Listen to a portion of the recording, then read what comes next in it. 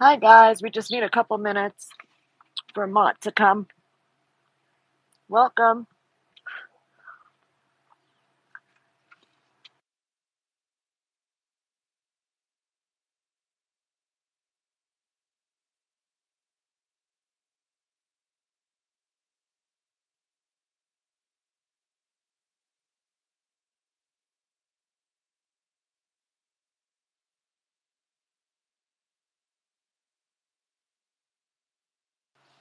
Hi guys. Can you guys retweet the space? That'd be awesome. Thanks. Hey Peter, Hi, Tisha. how are you? No, fine. You? Hanging in there? Hanging in there.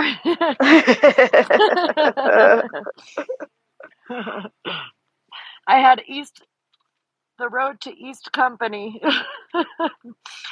and Mr. Mott's like, it's East India. Thank you. I fixed it. Oh, I miss the India. Yeah, I missed sorry. it too. No, you're fine. My fault, sorry. No, you're fine. Good. Welcome, everybody. Just give Maud a couple minutes.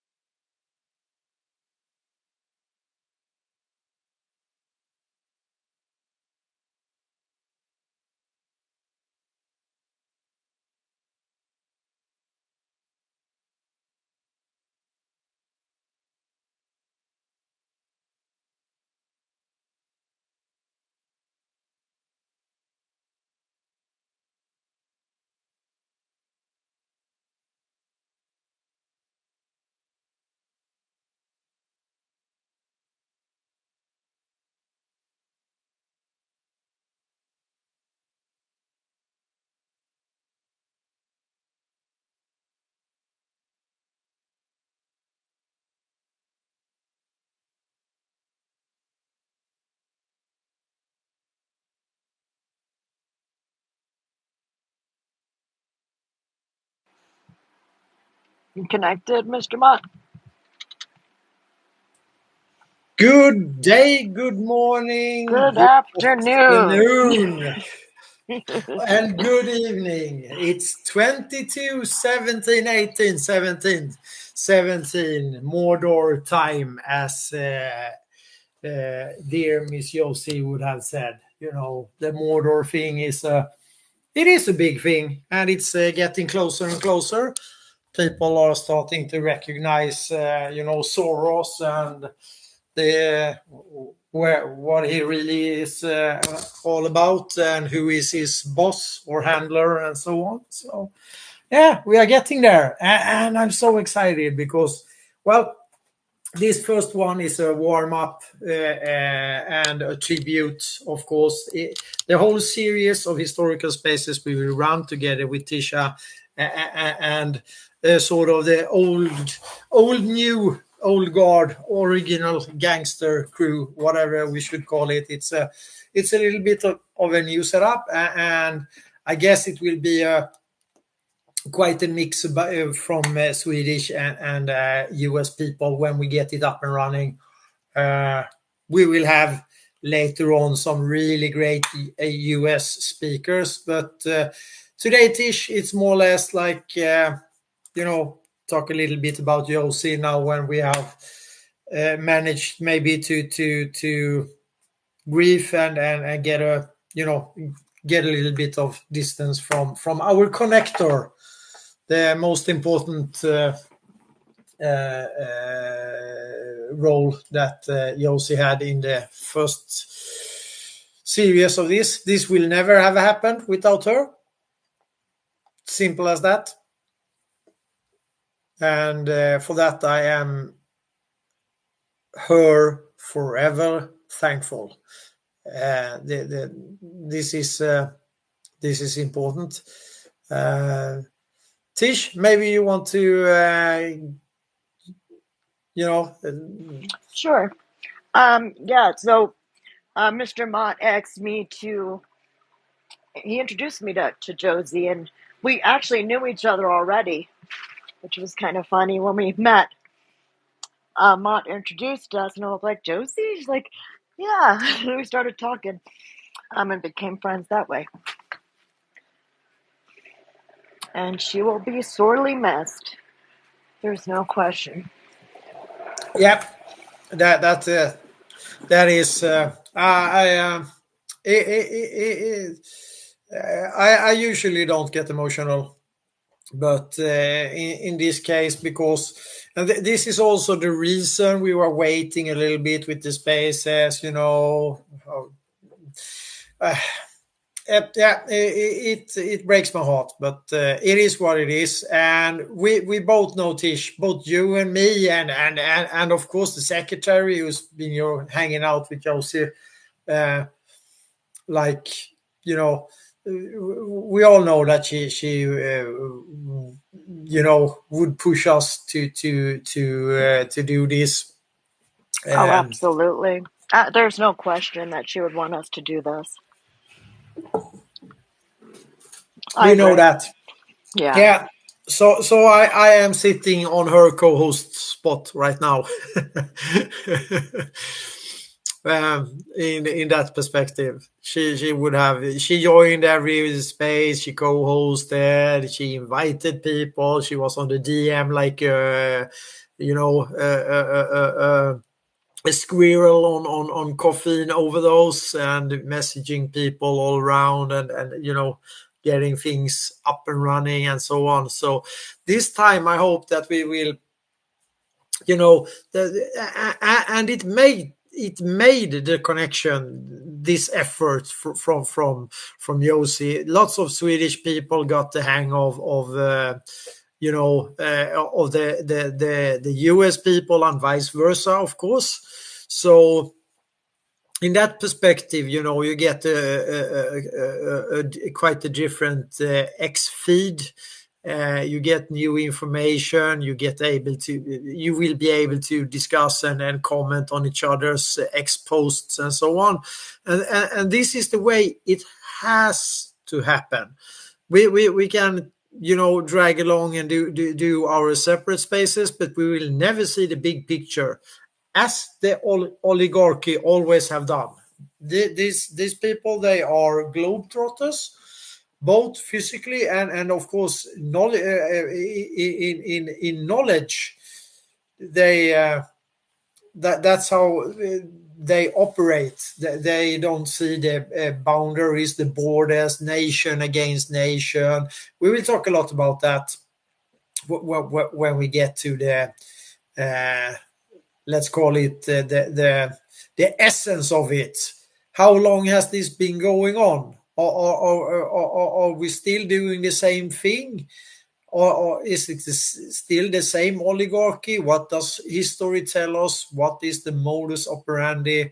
And so on and so forth. And then, of course, we will go into, Miss Sheila, I can see you. I see a lot of people I know here. Marie, Mr. Grande, Else, Chastin, Desperado is down there. He's always hanging around. So we will start it out quite slowly. Miss Sheila, grab a mic. You will be my. I want you to come up and and hopefully later on we will see some other of our American friends join in as well. So I don't know really where to start. Miss Sheila, Hey, Sheila. Hey, Hi, Sheila. friends. Hi, Mr. Toe. How are you? How's it going? It's going great. Now we are back again, and you are the original gangster. You were there straight from the beginning. You know the whole crew, and Yes. yeah, you formed friendships with Peter and It Secretary was and Josie others. who who introduced me to the group, the Sweden family group, actually, because I was in Michael Corey's space, and she and I don't know how it was that we started talking, and then she sent me a DM, and she was saying, "Oh, I think you'd be interested in this standing Tuesdays and Thursdays where we get together with," and that's when we started calling you guys our Sweden family. Do you remember that? Yes, I remember. She's the connector. I will always remember her like that, and I will keep that very close to my heart. Uh, my role is, well, more of the catalysator, which is not so. You were It's our guru. What are you talking about? You are our yeah, navigator. yeah. Yeah, I hope that I know what we are doing, but sometimes I really, it's we just let it flow. Of course, we will use your expertise when we come to the I wanted Philippine to share wars, something and with you. Actually, I learned some like a new ancient city, which I think it connects to the Silk Road. It's called the Talmalkin city. Have you ever heard that before? you need to send me a link so I can Okay, I will. I can read it. Yeah. There's lots of city. Göklepe is also one in Turkey, a very ancient This was thing. in China. Yeah. And I They have think it's like discovered. southwest China or something like that. Yeah, need to check it out. Things are coming forward now. History is being brought to light. I mean, actually, they found, I can't remember on what island, a 20,000-year old pyramid. It's dated, it's checked, the white papers are out, the peer review is done. It's 20,000 years old. Okay, this one was 36,000 years old. Yeah. Yeah. And these are complex things. So we will be getting there. The Nordic history has changed by thousands of years when it comes to the advanced iron manufacturing, the hydropower used things, and so on. The mills, the hydropowered mills, and so on. So most of it is like they German schoolified us. They have been hiding lots of stuff, and now reality is catching up, and we can see all these kind of archaeological teams out everywhere in the world now. Of course, there are some disturbances and so on, but they are out there and doing their thing, and it seems like nobody is putting them on a leash or leaning on them anymore. Just like with this town in China, which will be very interesting. I think we are getting closer to getting, somehow, somewhere, a better understanding of history. But some of it we know quite good because it's sort of mainstream, but it's mainstream in a sense that it is presented, but it's never connected. And this is what we need to do. In the honor of Yosi, we need to connect not only people, we need to connect also historical events, history between, the continents and so on. I will not say countries or nations because that's a pretty new concept, a very new concept actually. It didn't even exist until Axel Oxenstierna, the founder of the world's first central bank. Until he stepped into the scene, it was, prepared maybe a little bit. The church were losing the grounds in the 1600s. They were losing the grounds. And for the Swedish people, please remember when I say 1600s, it's from 1501 to 1599. Then we have the year 1600. Then it's the 1700s.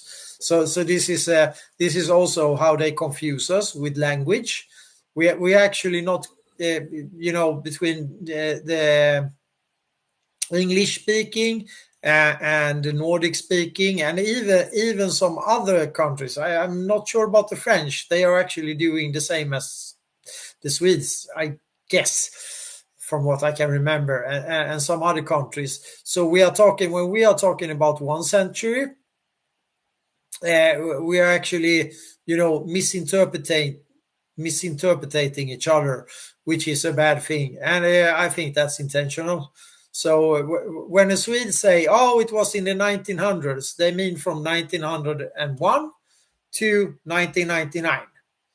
And when you say 1900s, well, then you mean from 1801 to 1900.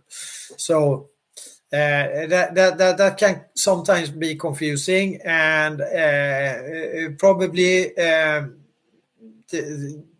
the Swedish speakers will call it out in English, but with Swedish and so on. So we have to be aware of that. We keep our heads on a swivel, like dear Miss Josie would have said. So Sheila, otherwise, have you been hanging out in the Chance Space with the on the Saturdays? I missed them, but I really don't. I have not managed. I missed this for a couple of months actually, just sporadically jumping in the interpretation of words. No, I haven't been as consistent as I used to be because I've just been in other spaces that last like all night long. But yeah, I've peeked in there. I say hi to him. Yeah. Dearly recommended to catch in, and also those are very, very well documented. So for you people that like to read, this is very organized. It's down to the bone organized, I would say, and it reveals a very big secret that is in the open.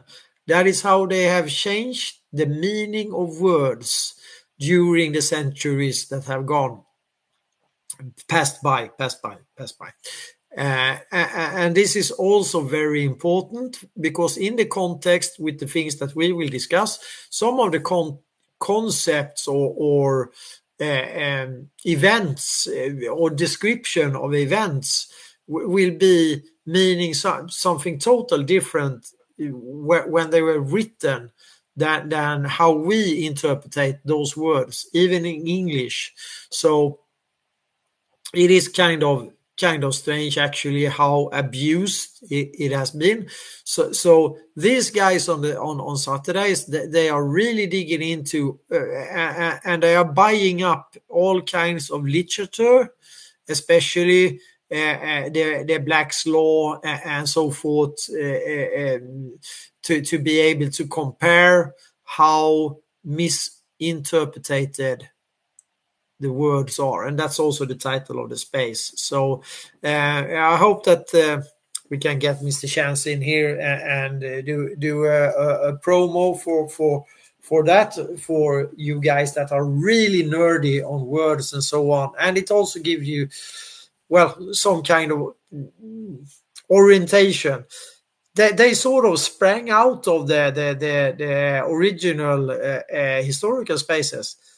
The idea came from there, and it just Chance and the team, they evolved, or not evolved, but yeah, they did, and they are doing their own thing on that point now. So it's really great, and that lifted off and is running every Saturday. So yeah. So what are we going to talk about today? Well, the road to the East India Company. We have to sort this out. But the broad brush on this, my dear listeners and hosts, co-hosts, is that the East India Company, it is sort of a Viking introduced company. They are using the Viking tactics and so on, but they just scaled them up from Europe to a global scale. From the East India Company, that is put down straight after the hijack of the US 1871. The East India Company is put to rest, so to speak, and somebody then pulls the trigger on what will be the IG Farben Company. American IG, Swedish IG, and the German mother company IG Farben. So it morphs into that in the early 1900s, and then on warp speed from First World War, and of course in the period between the wars. And then suddenly it disappears, but really doesn't disappear. It just morphs again. And now we have the Swedish investor with the Wallenbergs on top, and we have Vanguard and BlackRock. And of course the banksters, sometimes they are both banksters, and in these companies sometimes they are only banksters. So we have the Rothschilds, we have Morgan, we have the Warburgs. The Warburgs, like in Warburg Pincus, which I think everybody know, they are deeply involved in the IG Farben. They are sort of the original gangsters on IG Farben, which is not spoken about that much, actually. So through the paperclip thing, the Kaiser Wilhelm Institute, which is like the brainiacs of the brainiacs of the brainiacs, all of them get Nobel Prizes. That is not so noble, actually. So it's Nobel, but not noble. It's the Merchant of Death Prizes, and it's one of the largest psyops ever created. It's the Nobel Prize. Woodrow Wilson got it. If you have missed it, in 2019, it's Sheila, go ahead. Did I tell you about the Knights of Templar and its link to Israel and the First International Bank? And that's the Malta guys. It's, you know how when the Knights Templar out of Malta, and then in Rome. Yeah, and then they have their own surface, their own thing in Rome. Yes. and how when the Muslim had it was ruling Jerusalem until World War I, I think. Yep. Yeah. Okay. And then they moved to Cyprus, and then you have the Cyprus banking, and then we can go straight to Privat Bank, which is Igor Kolomoisky, a Nazi Jew. Have you heard that before? Yeah. Nazi Jew. Yeah. How about Zelensky? Or did you know yesterday would have been the 100 and some whatever years for the Illuminati when they first established it in Germany? But then 9 years after that, the Roman Catholic forced them to close it. But that's Germany, right? Yeah. So I will get back to that. I'm just gonna finish the Kolomoisky thing here. So Igor Kolomoisky, he's the owner of the private bank. He's a Jew and he's a Nazi at the same time. Or we can at least suspect that he is, because he's the founder and the guy or the money man for the Azov battalion.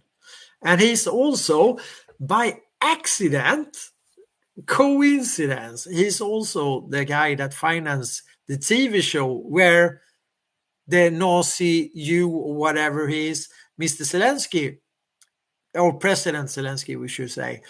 It could, well, I'm not gonna jump my gun on that. So he is also paying for the TV show, The Servant of the People, which is a very popular TV. Actually, it's quite a good TV show. Actually, it is, where Zelensky is playing on TV the president of Ukraine, and then suddenly on the election he's crew and he moves in to do it for real. It is. You can't make that up. You can't even make that part up. That is so good. No, you can't make shit like that up. It's impossible. And the banking in Cyprus is coming from the Knights Templar, which has their origins in the Malta. So that's, they set it up. That is a long time ago. So that is history. But so now we are in the modern times now and not digging into the history too deep. But we keep it loose this first time. Yeah, we have our speaker lineup. I think some of them are here listening. I would suspect, but we take it easy. This is the warm-up space, and we are sort of trying to remember the first round 2 nights a week, long spaces, lots of people.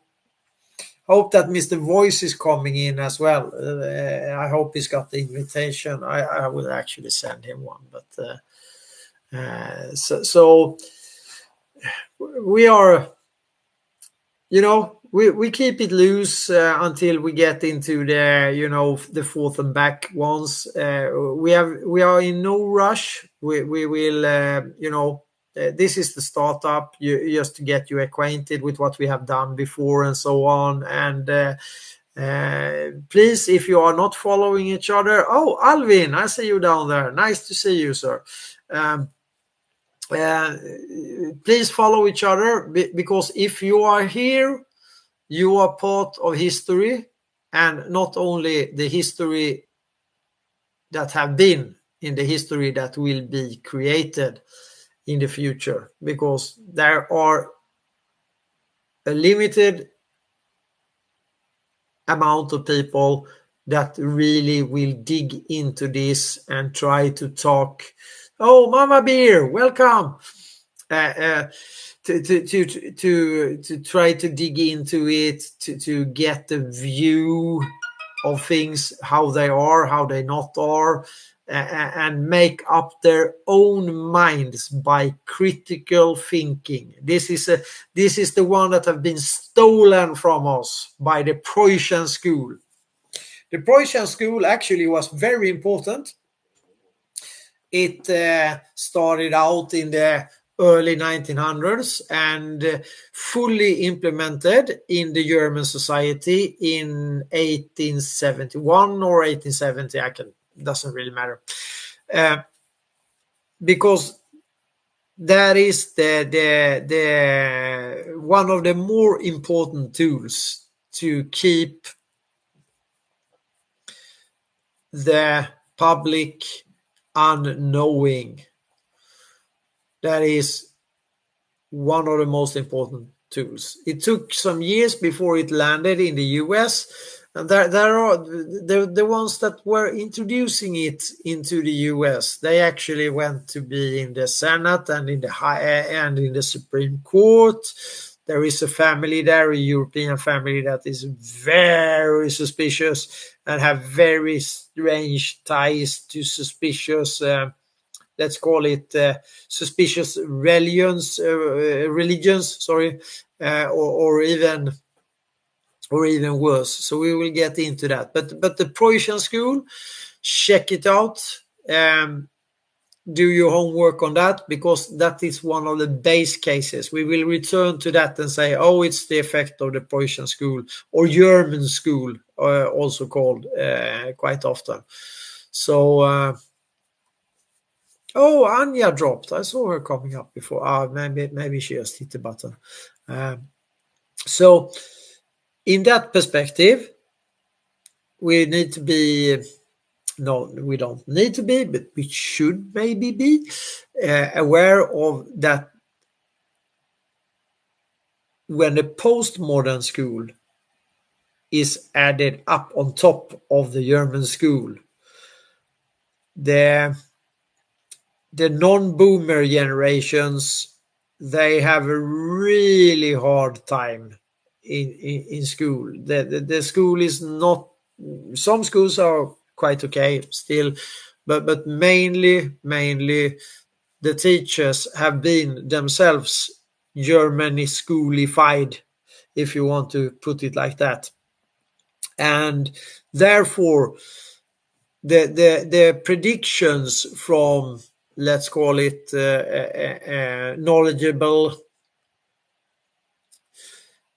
operatives from the secret services and so on, when they say, well, it takes a couple of 3-4 generations, and 3-4 generations, it goes quite quickly, and they have been spot on this. So therefore we have a situation today where all of these kind of timelines meet. We have the debt saturation resulting in stagflation,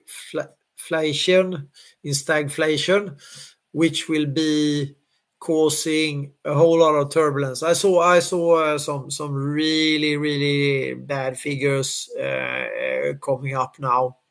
So it means that all the discussions we had over 1 year ago, everything we said there about the banking, we talked a lot about the banking, the US banking, because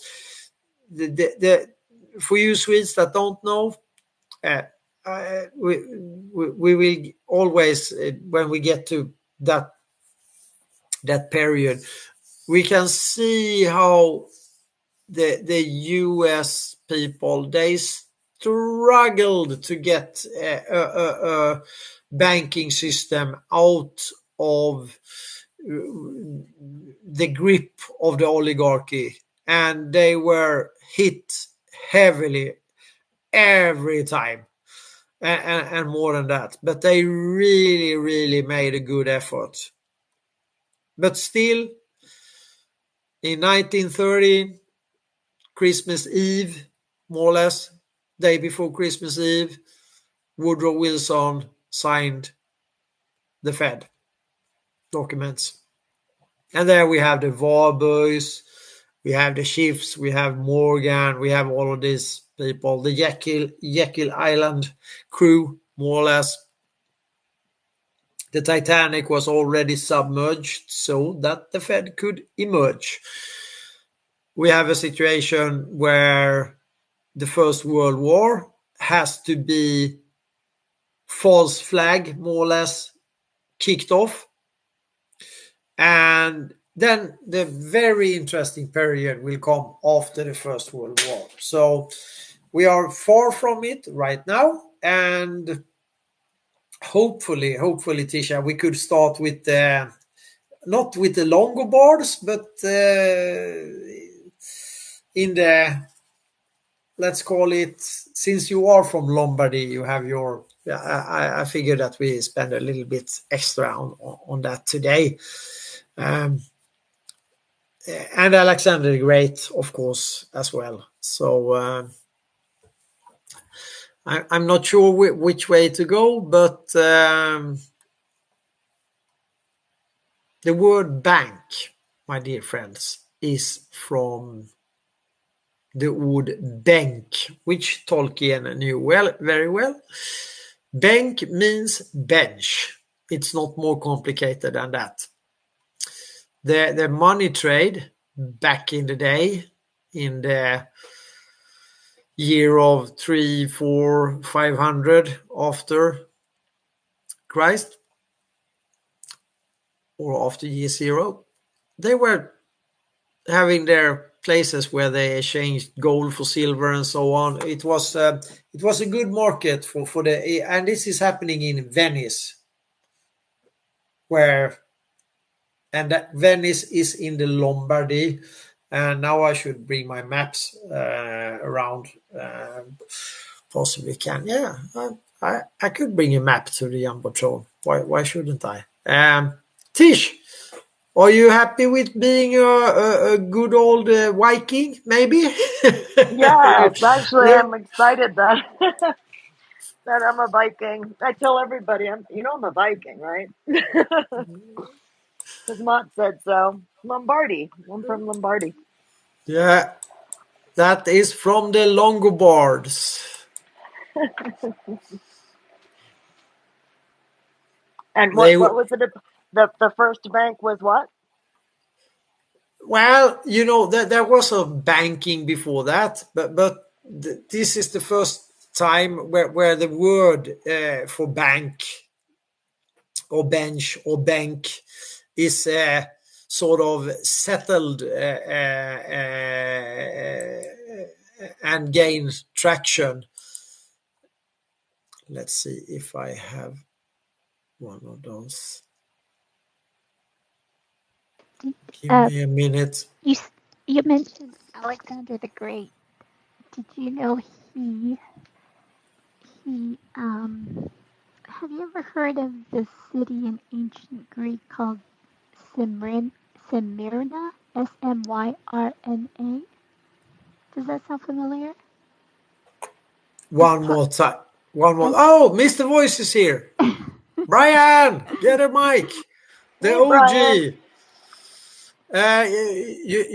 You have to write it for me. I have a hard time getting the spelling. It was founded by the oh my gosh, hold on.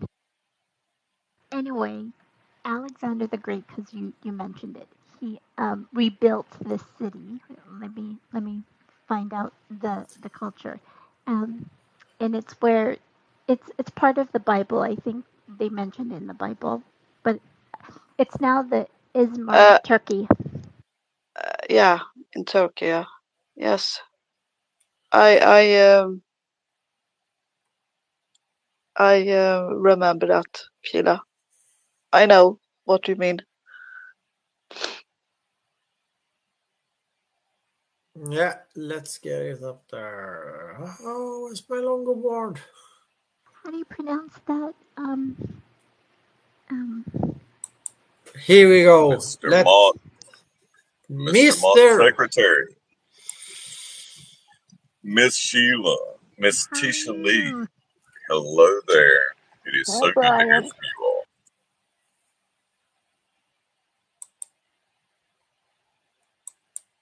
How are you?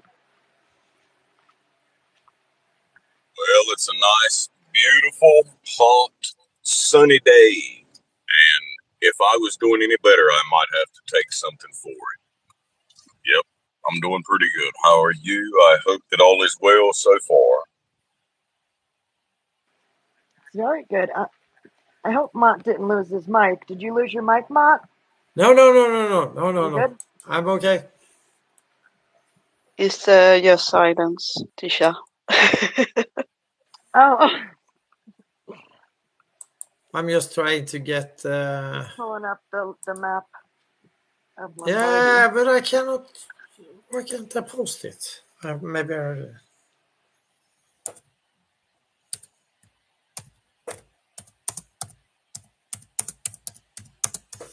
Alexander the Great, he had a very,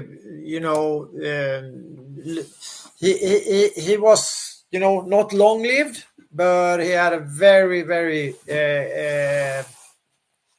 deep impact because he was really smart on the tactics. And he had the best teacher as well, so why? It takes a bit to upload. Sorry, it's just me being stupid. Let it upload 6%. Oh, it goes so. Yeah. Okay. So anyway, have you ever heard about the Gordian knot? This is Alexander the Great. Have you heard about it? It's a really great story. Sheila? I have it. Sheila, Oh, that city is Smyrna. That's what it's. Smyrna. Okay. Yeah. Yeah. Because it was a big trade place, right? A big hub for the trade. Yeah. Yeah, but Yes. Alexander. The correct pronunciation would be Smyrna. Smyrna. Yes, Smyrna. So, but Alexandria, of course, is the greatest achievement. Do you know how they his tactics were very, very profound? You know the library of Alexandria. Every ship that entered the harbor to be able to trade goods and so on, they had to leave all the books that the captain mainly was keeping, and they got a copy back. So they had people writing off this, and they got the copy back. Maybe a little bit altered, maybe changed some words, who knows? So that was the tactic for to gain knowledge and to get maps and so on. So they had to and that was the trade place of the more or less of the world, actually, if we look at this with the strategical. And just a little bit later on, you have the Vikings everywhere. I think they know some stories from there. It's quite interesting to see how the same kind of tactics were implemented, and that will lead us to the East India Company. So we stay on the title because the sort of the heritage from the Viking Rollo. He is mid 900th century, and he gains the attention of the let's call him the French king, and he also gets a princess, which he doesn't really care about. He has but he gets what's called the Normandy, and this is the where we have the Second World War landing of Normandy. The big fight there. This is his creation, so to speak, to put it on the map back then. The Seine, the life-supporting river for the French, is there as well. So he has that under control. So he is asked to protect. This is how they play the game. This is a game of thinking. So he is asked to protect the French from the other Vikings, which was his friends, and he has been earlier he was looting, the French, so they could not withstand them, or they were afraid of the Vikings. So they hired in a Viking and gave him Normandy to protect them from the Vikings. So instead, he could control them, the flow of essentials, because everything prior to that, and also until just 120 years ago or so, everything was dependent on waterway transportation. This is what the Israel thing is about. This is what lots of wars and so on are all about. It's the chokeholds for the shipping that the oligarchy needs to protect.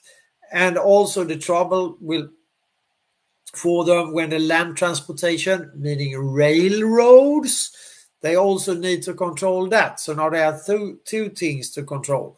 So, it Is gets that the Manchurian, Mr. Manchurian? one more time. Is it Manchurian? Manchurian?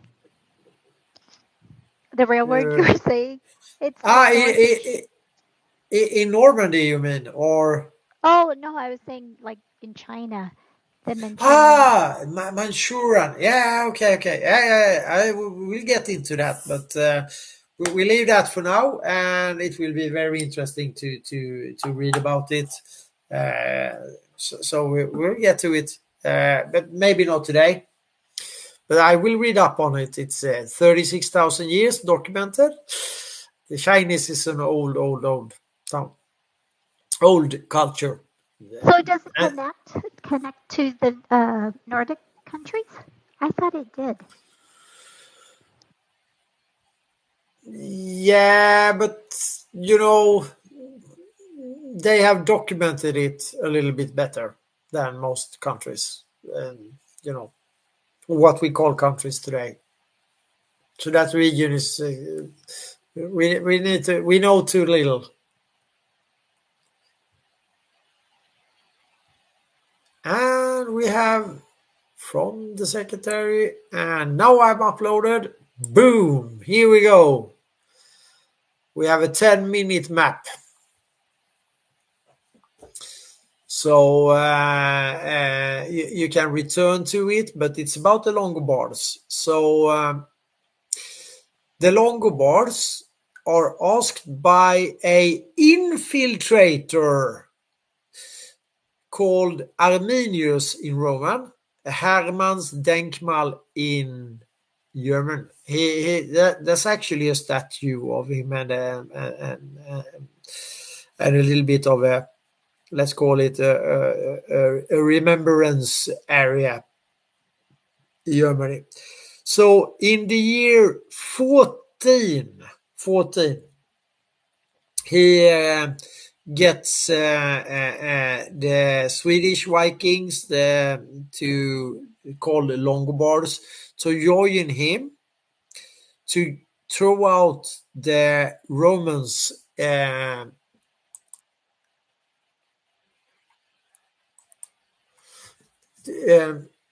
to get the Germans out of his home area in Germany, today's Germany, which is not Germany. Germany doesn't exist in that perspective, but today's Germany. So they develop a new strategy because he's been first soldier and then also officer in the Roman Empire army. So he knows their way around, how they operate, their modus operandi. And what he and the Longobards are developing is a fighting tactic, more or less some kind of guerrilla warfare, which is still sort of in use, actually, and it's documented as well. So the tactics they are doing is to get them while they are not dug in, or when the Romans were very, very skilled in building, defense and so on. They were really, really good woodworkers and so on. They were really disciplined. They worked really hard, and they really were sort of beating the resistance by engineering, more or less, actually, more that than fighting, which is quite strange. Of course, they did fight as well, but they were also very skilled in that, and that was the sort of their cutting edge technology and engineering that took them to the position that but they never succeeded in this area. They were thrown out of there because the tactics they used to the Romans could not really defend themselves very good, because they always hit them during transports when they were moving, and they had a hard time with this, really. So that was a success, and the Longobards, they moved southwards towards Italy and caught up other tribes and so on that Longobarded themselves. They were skilled warriors, and they were quite powerful in that meaning. It took them a couple of 100 years, but they ended up in what today is called Lombardy, and that is after the Longobards. That's sort of there on the southern side of the mountains. They took a stronghold there. Yeah, there was a little bit of fighting, but they more or less marched in and took over for a period of several hundred years. They took over Italy, except for Rome. So the Pope that there was a Pope at that time, and now we are talking approximately 500, 400 after to about 800. This is the period when they sort of control Italy and sets out also for the trade and for the bank thing in Venice. That's sort of, Venice is the harbor there provides the shortest distance of land transportation, like a node if you want to transport things up to Europe or up to Scandinavia, the land way, or to it's very central in the geographical sense. So it makes perfect logic that is a very, very important at this time for trade. Trade is always very important. So they keep Rome and the Pope under siege for several hundred years, actually. A little bit forth and back, and some twists and turns, but mainly.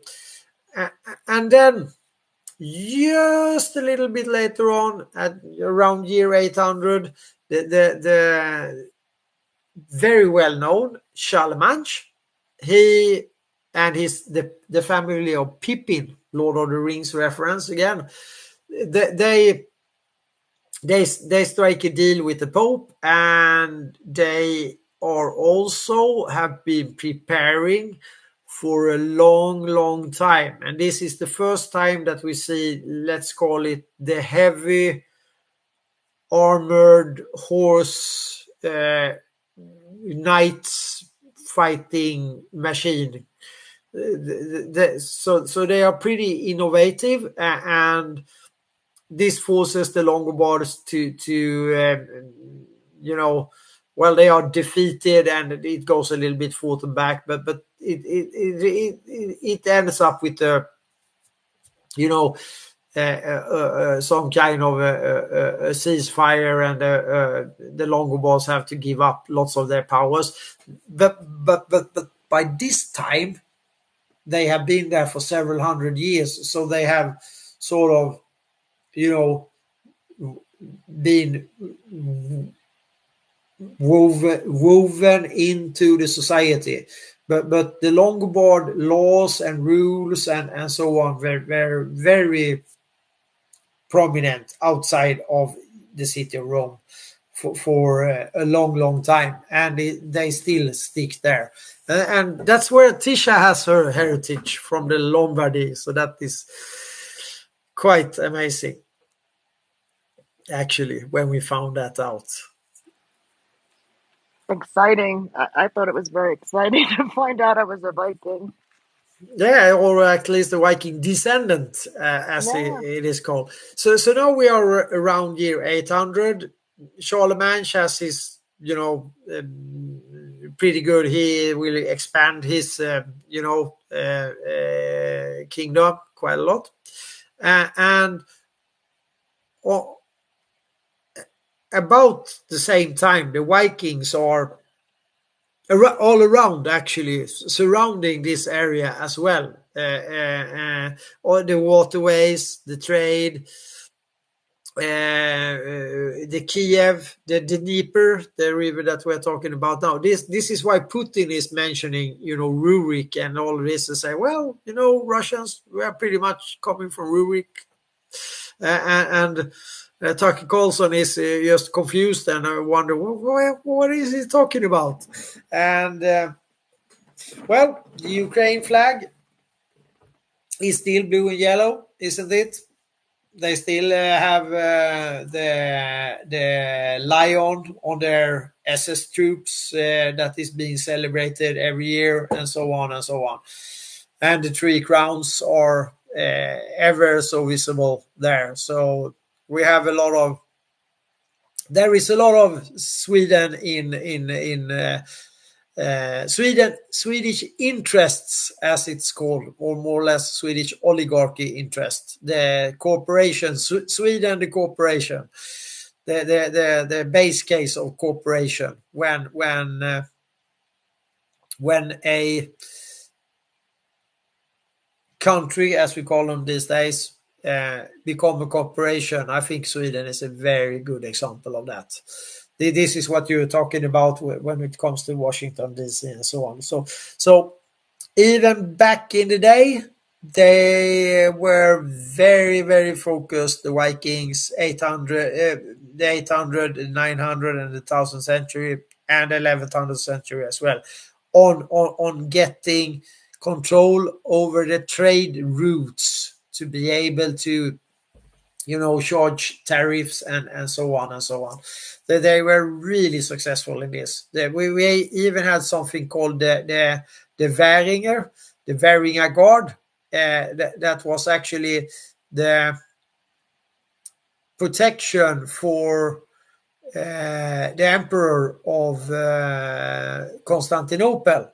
We don't have Turkey. There is, countries are non-existing. We have city-states, or so if you are an emperor, you might be an emperor over a city which has defensive system, walls, and so on, and trade and all of this, of course. But you are not really, you have to with force if you want to rule over everybody and so on. That doesn't really work. So we have city-states more or less at this point in time. And of course, this they are making war and putting territory under them and say we have control over this territory. What Alexander the Great was really good at, it was the administrative thing, how to actually conquer and then also actually control the areas where he so his deeds and doings, they were copied from everybody that wanted to make some success. The tactics, they were copied, and so did also the Vikings. They were not unaware of this. We can see that in the mythology, in the Viking mythology and so on. We can see the tactics, the modus operandi is being copied. And of course, even so, with the knowledge of books and so on, and getting hold of that as a tariff, which was done in Alexandria and so on, that is typical that they followed up and did the same thing, actually, when they expanded. And they did. And then we end up, with a little bit later on when Richard of Normandy, or the Viking Rollo, this is the same person, when he gets when he gets notified that he should pay taxes and so on to the French king, he sends the knights and the taxation. He cuts the heads off them and send them back to the French king and said, not gonna happen. I have Normandy now, so this is and I have your daughter that you gave me. She actually, they didn't have a too good of a time. She was sent back actually, so she at least she survived. But he was hard in business. You could easily say. So his descendant, just a couple of generations down the road, will be Wilhelm the Conqueror. That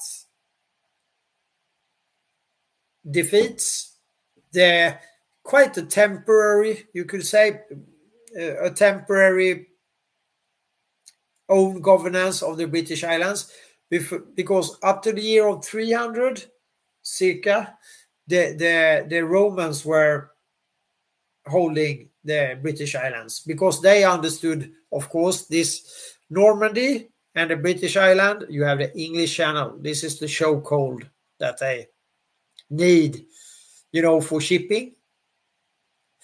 So this is the reason for Romans occupying the British Islands, to get nice, smooth transportation to the Mediterranean, to be able to, feed Rome with what they need.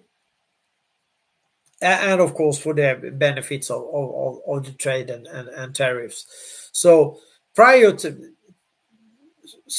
after the Romans just simply they just simply left the British Islands, then it's a little bit turbulent, and then you have Vikings, which is coming from the.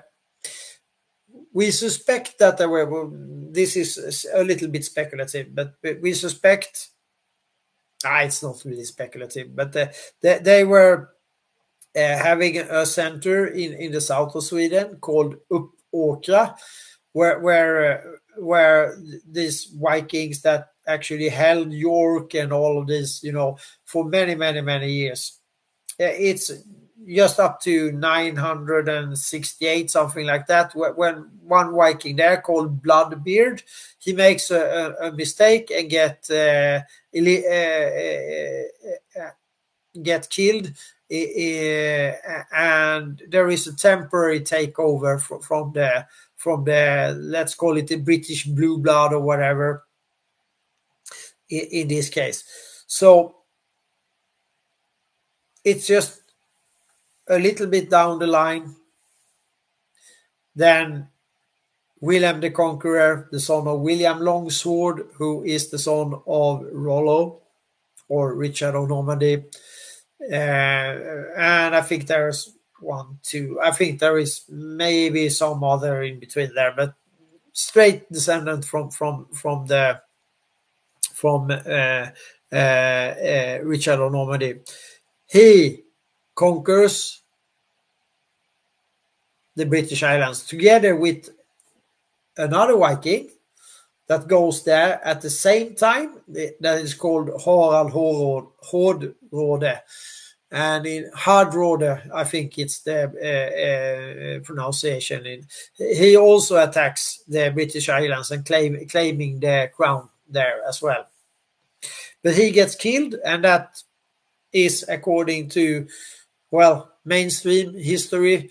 It declares the end of the Viking era, which but it gets to be a Viking crown instead. And down the line, and we have Elizabeth I.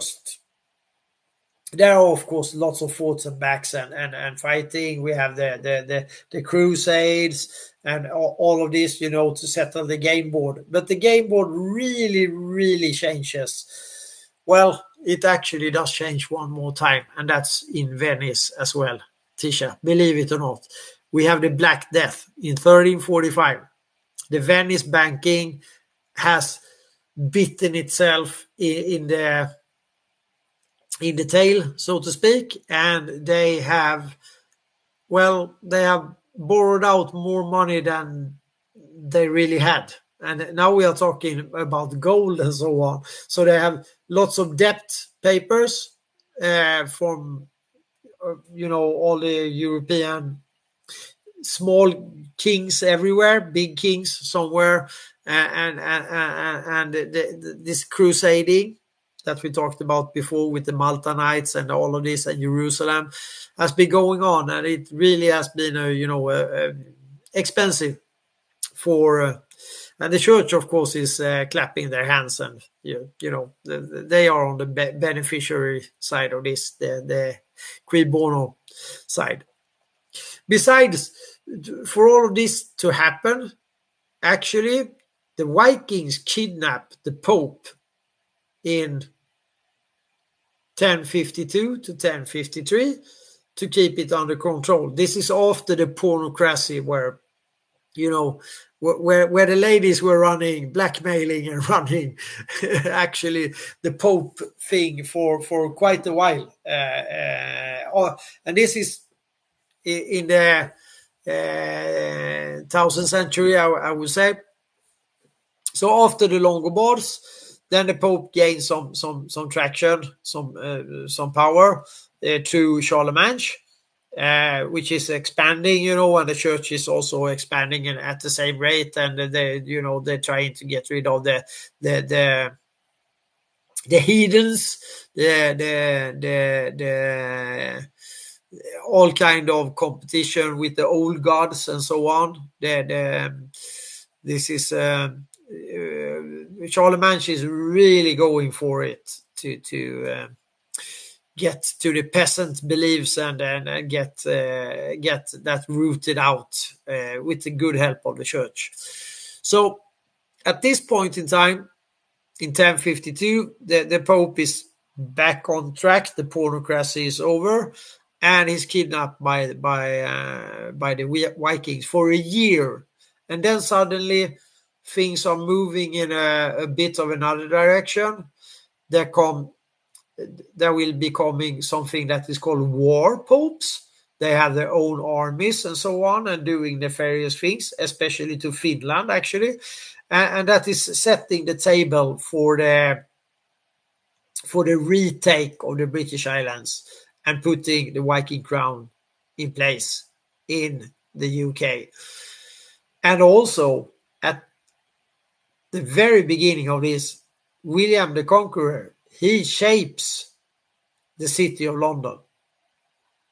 This area, square mile by square mile area, which is, with the kind of legal stuff, it's still our own real realm when it comes to legal, just as the Vatican and probably most likely also Washington, D.C. And possibly also most likely Sweden and Switzerland. So there is no coincidence that the Pope have the Swiss guard there. I would not say so. Just as a reminder, we have some other places that might fall under that kind of strange jurisdiction, but Sweden and Switzerland as whole countries, which is, that's why they were choosing to be the neutral ones in the Treaty of Versailles,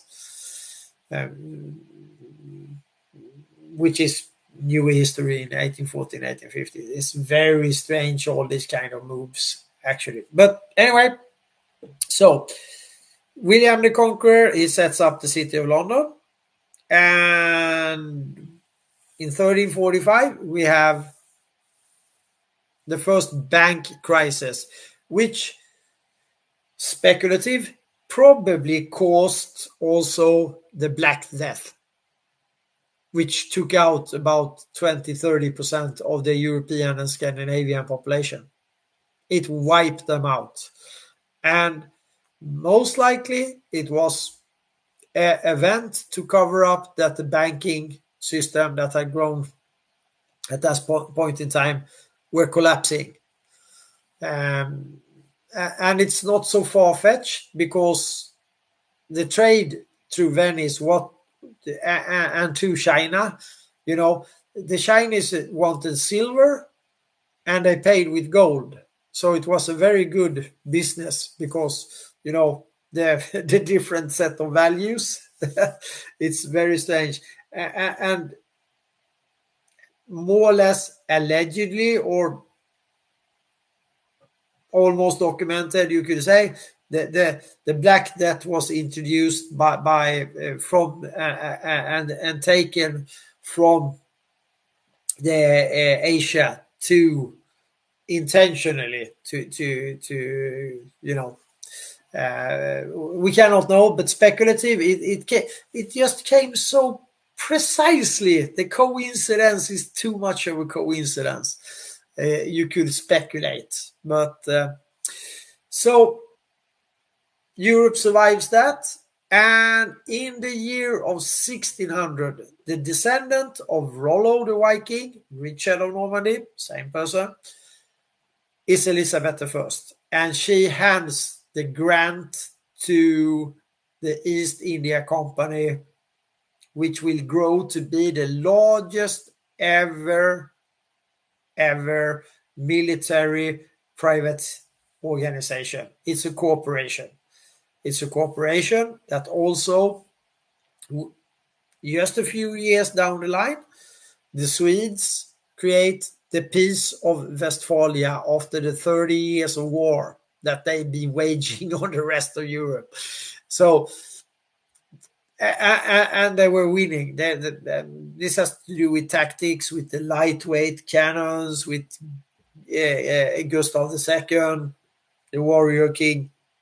But overall, above it all, or the hidden hand above it all, is Mr. Axel Oxenstierna, the creator of the world's first central bank. He is the one behind all of this. And he's not shy about it either. He's one hell of a... Let me put it this way. The powerhouse of the rest of Europe, which is not in fight with the Swedes, is the church and France, what we today call France. So when he comes to meet Richelieu, which is the head, the ones that really is running the French thing from the church, because the church is very powerful at this point in time. The German blue blood, lots of them, have to run behind his carriage when and Richelieu meets him at the front of his residence, a big kind of, and he's the only one that Richelieu ever went out to meet, and also to and the German blue bloods from the conquered, from all of these kind of small city states, they had to run behind his carriage, which is quite, he's one hell of a player, you could say. And it's all about logistics and manufacturing, which is his skill, and of course trade and making deals and so on. So a few years down the line from when this poor, they were not poor, but this poor anyway, German blue bloods had to run behind Oxenstierna's carriage, there is a peace treaty. The peace treaty takes care of putting the right banks and the right people in the banks in the defeated countries. That is the peace treaty as such. These banks and the banks that the East India Company will put out on strategical territories all around the world will be the first line of central banking the first line of central banks that will be connected later on to the Bank for International Settlements. So this is really playing the long game, but that's the first one. There are 23 of them when the First World War are over. There are only 23 central banks created in the world, and all of these will 1929 be connected to the Bank for International Settlements, and that is the pure controller. The ones that controls that controls us as well. It is not more complicated than that. The first thing Lenin does is when he gets into power by being financed by the US and the Swedish oligarchy to do the Social Democrat Bolshevik second revolution. The first one failed. So he does the second revolution and there is a success. The first thing is to put the central bank in Russia. That is the first thing he does. So do remember who his boss was in this case. So that is a story that we can go deeper into, but I'm just, we are on the central banking now. So the first central bank was created some years after Oxenstierna have died in 1668. In 1670, just by coincidence, the heritage of Elizabeth I, meaning Charles II, he grants the East India Company, believe it or not, the ability as a private company. This is a private company working out of City of London as their home base, sort of legal home base, grants them the ability to mint money as a private company from the crown, so to speak. When you hear people speaking about this is how it happened. Nothing else. They already were granted by the discovery doctrine of discovery from the Pope, the one that was kidnapped. Well, the Pope thing was kidnapped in 1052, I would say. But anyway, the doctrine of discovery, we will go into detail. We will possibly run that together with, I hope that Michael Ray Corey will, we can speak about that. And of course, when we get into the maritime law, we have very prominent speakers on that as both James and John Matthew and so on that knows all of the twists and turns about the maritime law. So I'm just painting with a broad brush here. So the doctrine of discovery grants the East India Company and it was also used by the Portuguese and the Spaniards earlier. It grants them whatever. If in short, if they as a force are coming to a territory, if there are some criteria, is there a civilization, then you have to declare war. If you judge that there is no specific civilization, the humans you find on this territory that you want to grab, you can consider them subhuman and just kill them. That's more or less, it was conquer or just kill them and take the territory. That was sort of the doctrine of discovery. As such, it was nullified in February 2023. So it was still active until almost today, which is very, very, very strange, isn't it? So they have the doctrine of discovery. They can mint money, and with those two in place, they also have the ability as a private company to make war or peace. That's also granted by the crown, just to make sure. So they grow to 260,000 soldiers, and the largest and fastest and outstanding naval force. There is no city-state, there's nobody that can match them at this point in time. They can pretty much just do whatever. So, and this is also the start of the military-industrial complex, where they really start to work together. They work together with just-in-time deliveries. Dutch designed the flying ships, the Swedish lightweight cannons. They have their own universities for the officers, and also separate universities or educational facilities, we could call them, for their accountants and for the bankers that needs to be in these banks that they're going to implement later on in these territories where they find natural resources or whatever they want to do. And of course, China is getting the hard beating here, with the opium trade, which is, you can backtrack the opium trade and you will see that it will run in all of these families one way or another, that you still see today. That is let's call them the old guard, the oligarchy, or whatever. You will find that they were investing in this one way or the other, almost always. It's 99% or 90% likelihood.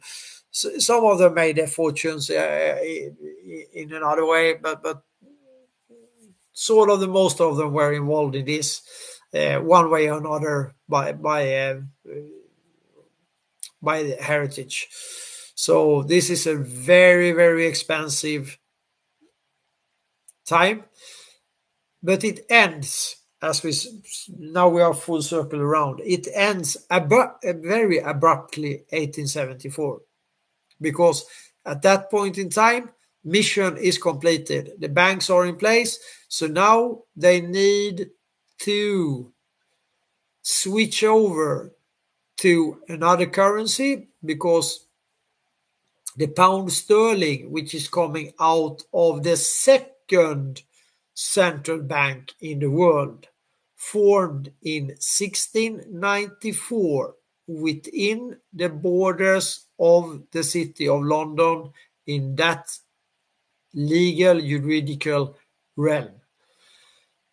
And that should be, that now we are talking scary stuff here. So you have the Swedish central bank, and then you have the British central bank, which is, they probably are in the same realm of legally, what's that called? Sorry, me stumbling on the words. Legality. I can't, you have to help me out, Tisha. Legality. Yeah. Okay. Right? I'm saying it correctly. It just sounded strange in my yeah. So or judicial or legal realm, whatever. So and now we are touching on the maritime law. There are two of them actually at this point in time. So one is written out of the old Hansa law, which is the old Viking law. The Hansa is the city-states joining together to have some rules and regulations for trade, which goes on from around year 1000 to 1666. When the Hansa dissolves itself after the big fires in London and so on. And this is just by coincidence, of course, because 1666, and then the central bank pops up 1668, and then the East India Company can mint money in 1670. Oh, so this is just... it's separate events. They don't have anything to do with each other, according to many historians. No. It's just random. No, it's not random. The likelihood for this being random is like 0 or even below. So this is the setup, and this is what we still live in today. It just got more complicated. There's more layer on the onion, which I know that Brian wants me, not wants me to say, but he talks about the onion, and there are different onions, but still the name pops up in the digital world as well. But so they just cover it up more. But please do remember that to make it believable what will happen during the First World War and the switch over to the dollar in 1944, this is planned already in the 1871, when let's say that the silent coup to take over the United States of America is done. Then it's settled. And the events that has to happen, some people have to die, the Titanic has to go, Woodrow had to do his thing, and then it just moves on very quickly with the Wallenbergs and the Warburgs, the Morgans, the Rockefeller, the Schiffs, moving in all over in this IG Farben and Third Reich project thing. And it goes very quickly. So let's say from the end of the First World War, the amount of visibility of these oligarchy people, they are very visible. This is why the history of the Second World War, and especially the prelude to the Second World War with forming the League of Nations, it's written by Jan Smuts, the South African, which is a friend of Cecil Rhodes, which is the one that is behind the Sykes-Picot and the Balfour Declaration. That's Cecil Rhodes. So these guys, they know each other. Cecil Rhodes is an evil person. Still, people goes on the Cecil Rhodes stipendium for going to the Ivory League universities and so on. It's, especially Cambridge. Cambridge is his sort of hometown, or was his where. So Cecil Rhodes, that's Rhodesia. He owned Rhodesia and some other countries. He owned what today is that. So when the borders are drawn for Rhodesia, it's his personal property. This is Cecil Rhodes, a dear friend of Jan Smuts, which will be the president of South Africa. And just by accident, Gandhi is playing along with Smuts, and they are doing their theatrical stuff to put Gandhi in a position where he can try to do sort of, a communist takeover together with a Palme Dutt, which is a Swedish half Indian fellow, and his real handler is Anna Palme, and she's related to the prime minister that we had here that was killed, Olof Palme. They are all related. He also had actually a Rothschild for a mistress. He had lots of mistresses. He was quite a character in that perspective. So that's the guy that they killed in the mid-80s, prime minister. Actually, one of the, he gets in the history books for that, I would assume. So they're in for the long game. This started in 1968. The Bank of International Settlements. No. The first central bank, 1668. That's central bank. Okay. First central bank. Second one, 1694. The Bank of England, with inside the City of London. which is a very strange legal realm. Probably the same as the first one, depending on how you look at Mordor, aka Sweden,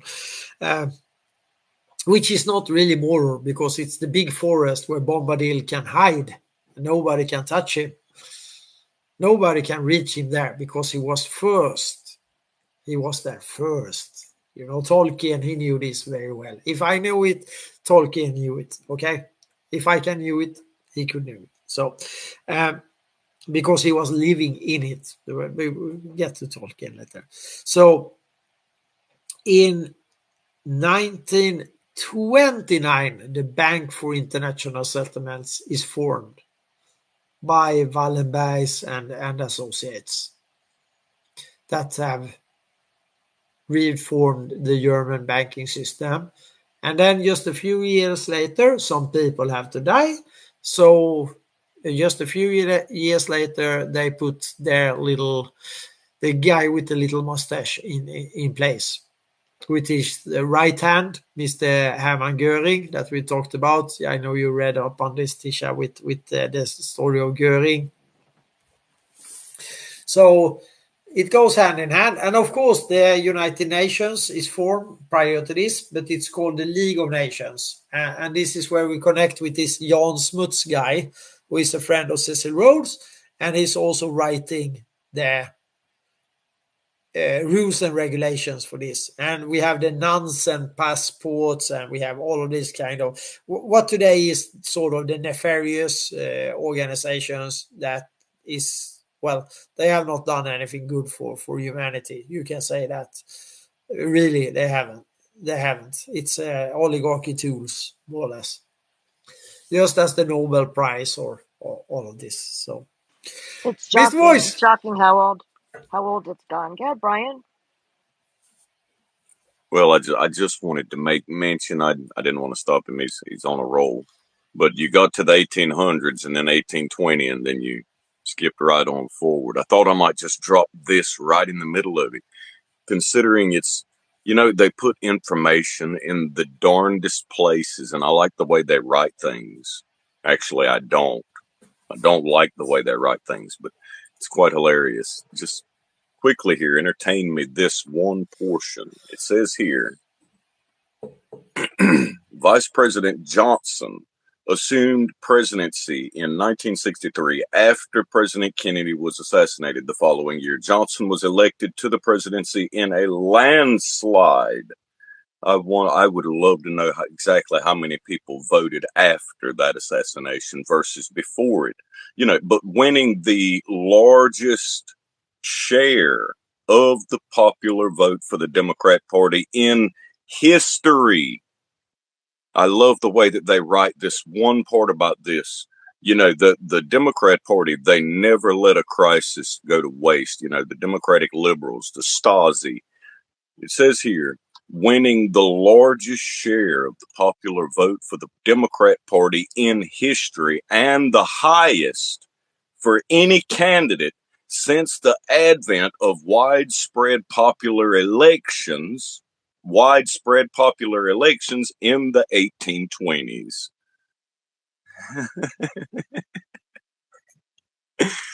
Back to you. Yeah, and just by coincidence, who was well, let me put it this way. That was Johnson's profile. Yeah. LBJ, Yeah. Lyndon Baines Johnson. Yeah, and according to some people talking to him, he and Kennedy were not really getting along at all, were they? They sort of didn't really like each other.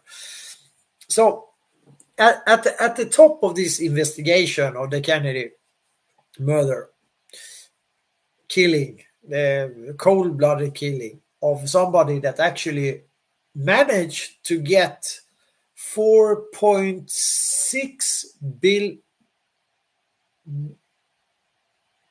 or million 4.6 million non-Fed dollar out, a treasury dollar, a folk dollar. to the people. And this puts Kennedy to rest. The same thing happened to the first statesman that recognized the Republic, the United States of America. That is Gustav III. He made a revolution in Sweden. He also provided the 76 crew with very skilled Swedish officers speaking both English and French, and the French king also contributed with lots of soldiers in the thousands and yet in the thousands according to the history books.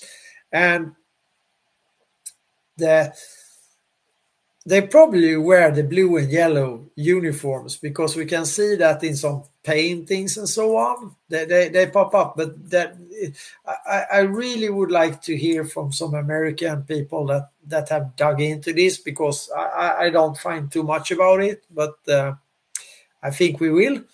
So he is the first statesman that does this. He also does a Kennedy. He overrules the oligarchy money printing machine and gives out a new currency for the people. So he was a sort of a free thinker. He was actually a nice guy. And that is why he's written down in history to be, nothing. That is not correct.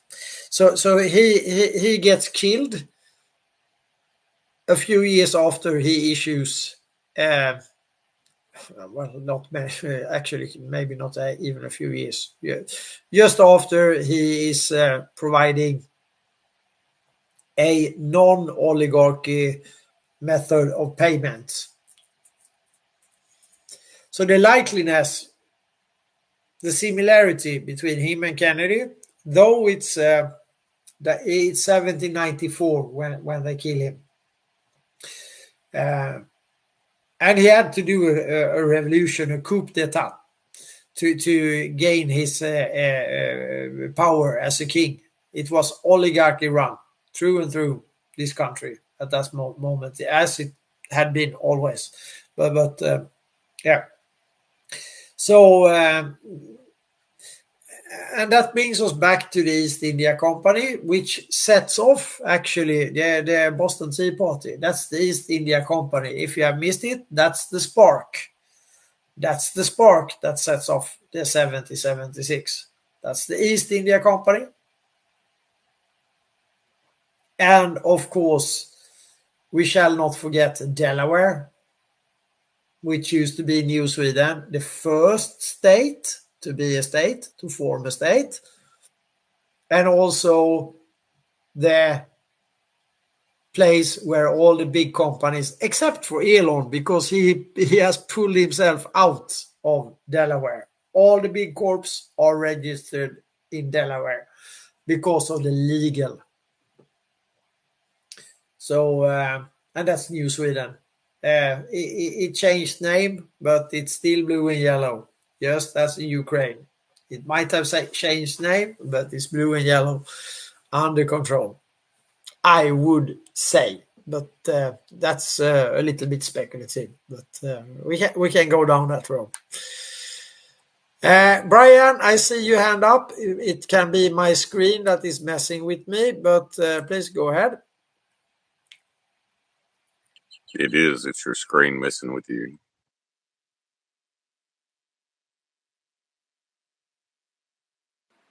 But I don't mind. I'll jump in here for just a few moments. If you don't mind, we'll cross back over some of those events on the timeline. Because of the rollback and revisions, I was just then trying to check Kennedy's file. According to the socialite family, I'm not certain if he was a baron or not, his titlement, but there's only one that can mint money, that comes into power in certain aspects. But When the Democrats come into the power, they look to the whip, yeah, and they prefer that.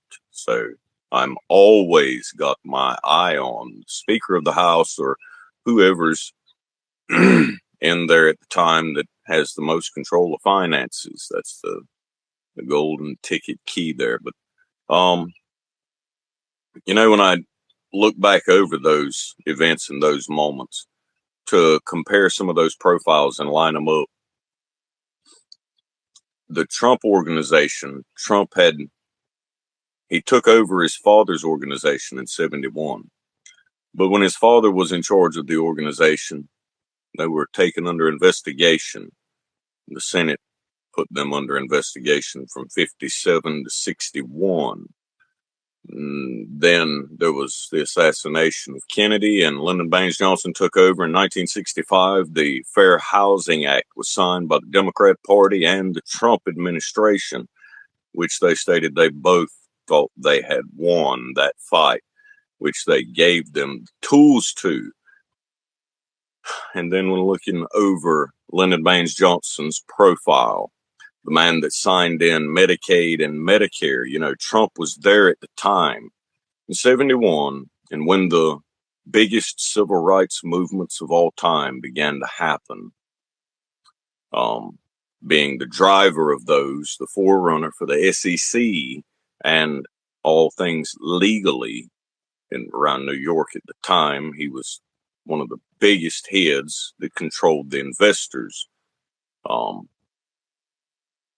So driving the women's empowerment movements and a lot of the feminist movements that came along by the 80s, they had taken over the education system. Carter signed into law the education under the federal department. From there, things picked up at a rapid rate. It's no surprise to me how fast these things evolved.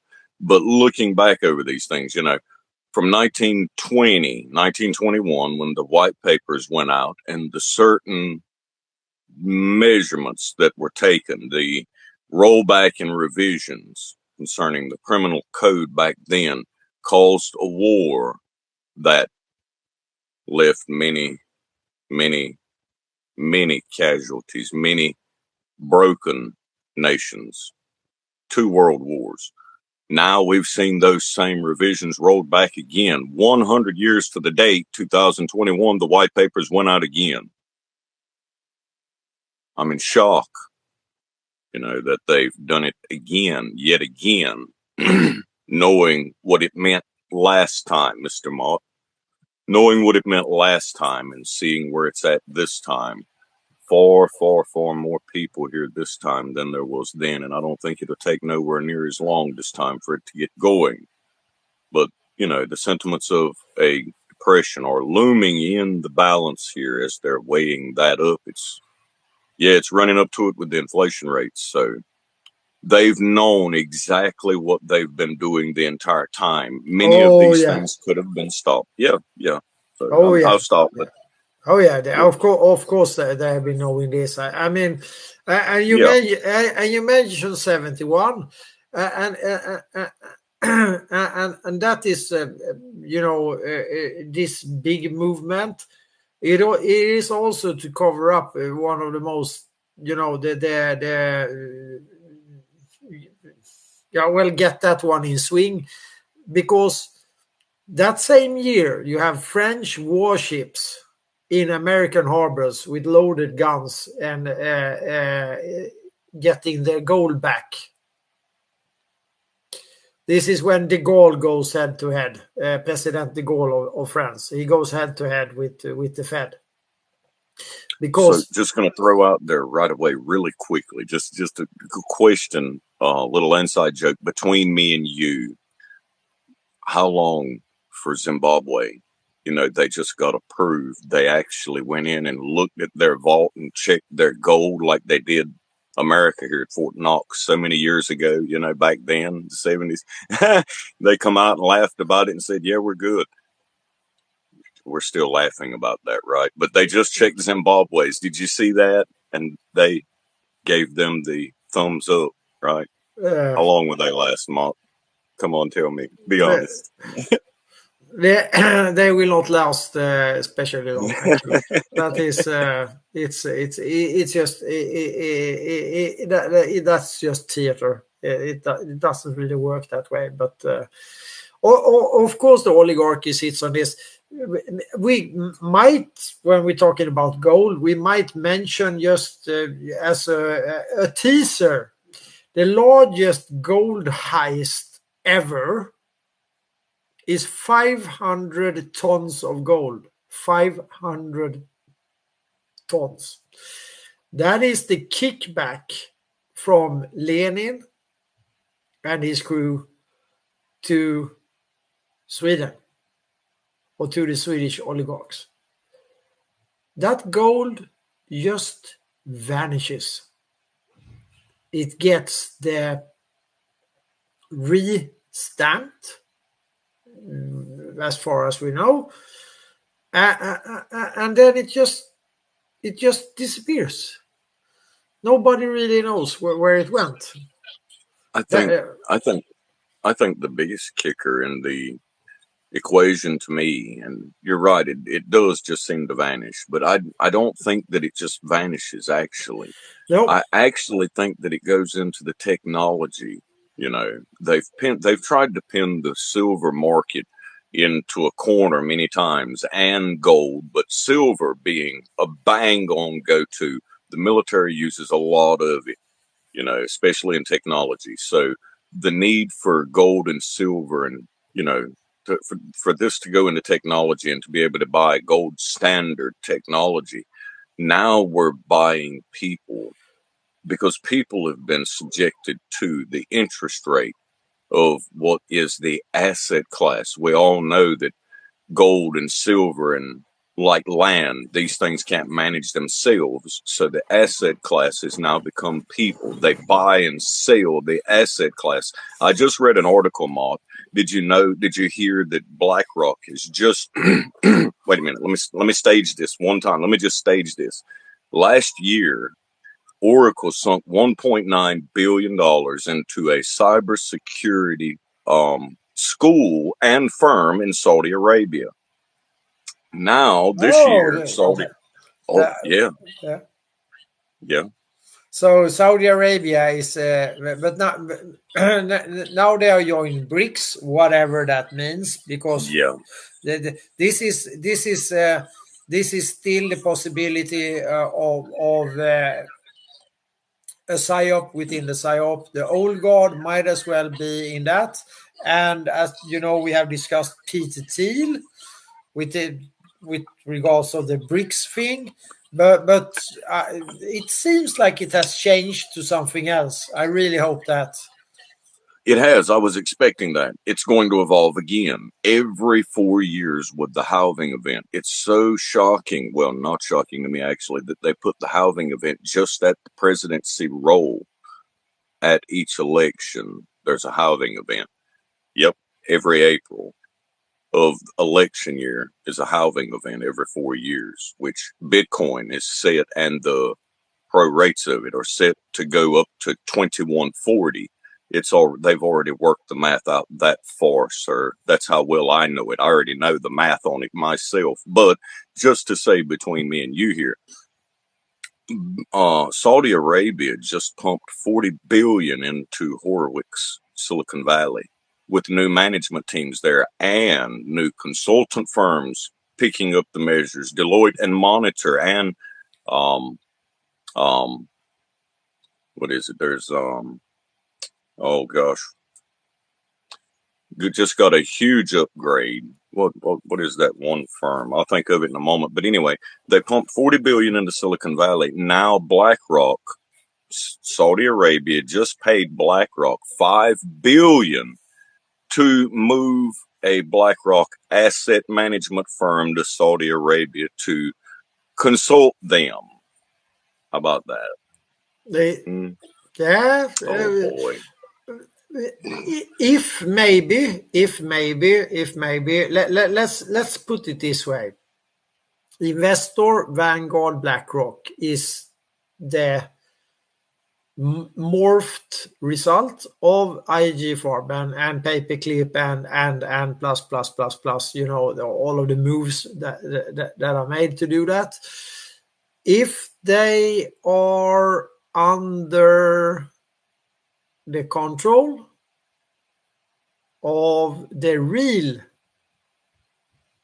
Republic of the United States, this seems to be logic. We have the Space Force designed to take over the Ericsson and so on and so forth. So in that perspective, it seems logic enough that the good people are running the show, but you can never be sure, not at this point in time. So there is a possibility, even if it's not a big possibility, according to me, personal opinion, that the old guard is playing both sides, because what the road tells us, what all the moves since the Longobards time, since Alexander the Great time,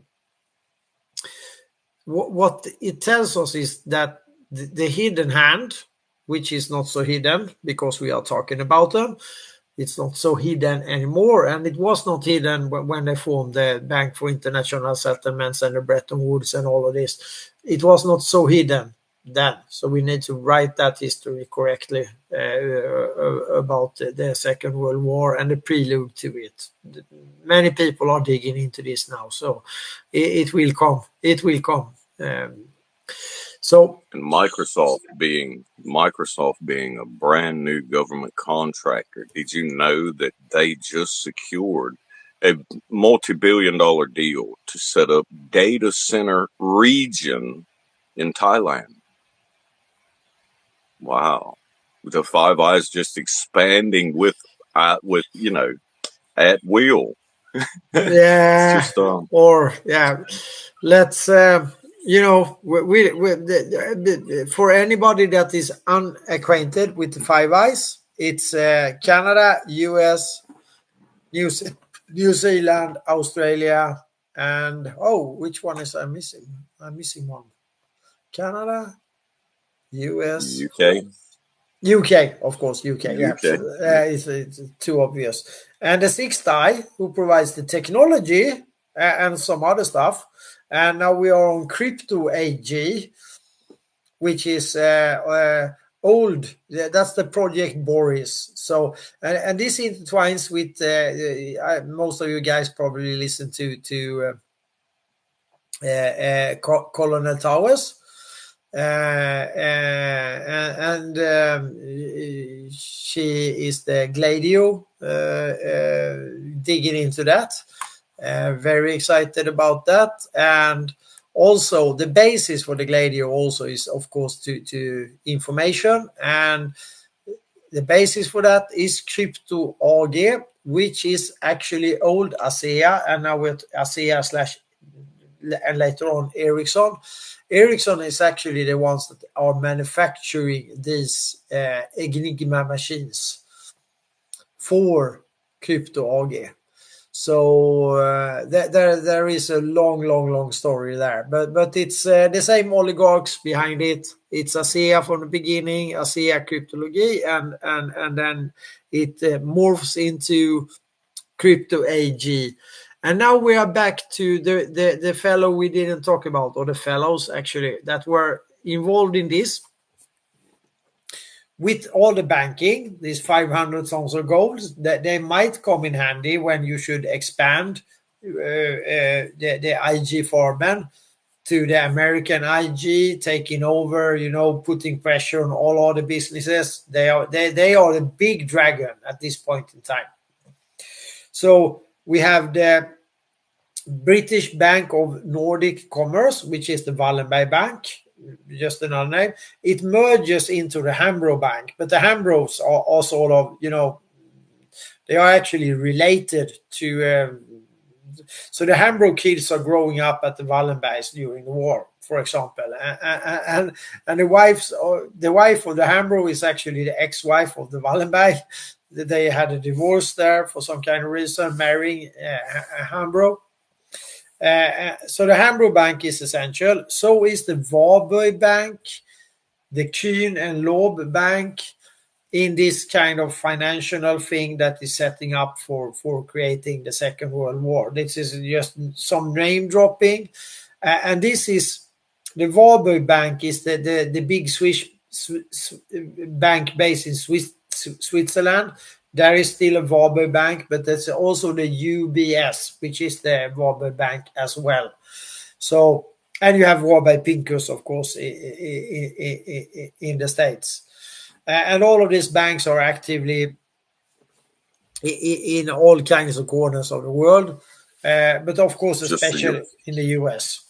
So just so you all, sorry, not to cut you off. Just so you all know, in the reading line of the newsletters that I get, just so you know, the best way to find these and keep up with these, Pincus and Warburg. Pincus, the young man, one of them, the families of them, okay, they're in the tech crunch. So many of the data firms, many of the combining chip firms, there's somebody in somewhere, and knowing family members, knowing people, knowing how to read up on the latest thing. That's why I go through the articles I do and read the ones that I do, because they relate to these big tech companies. And it, hands that touch hands. Sometimes, if Mott would be honest with you, he would tell you that sometimes this is a pot of spaghetti, right? It's everything touches everything in some of this. So yeah, it is. It's a spaghetti kraken or octopus, you could say, because it's to try to follow the business.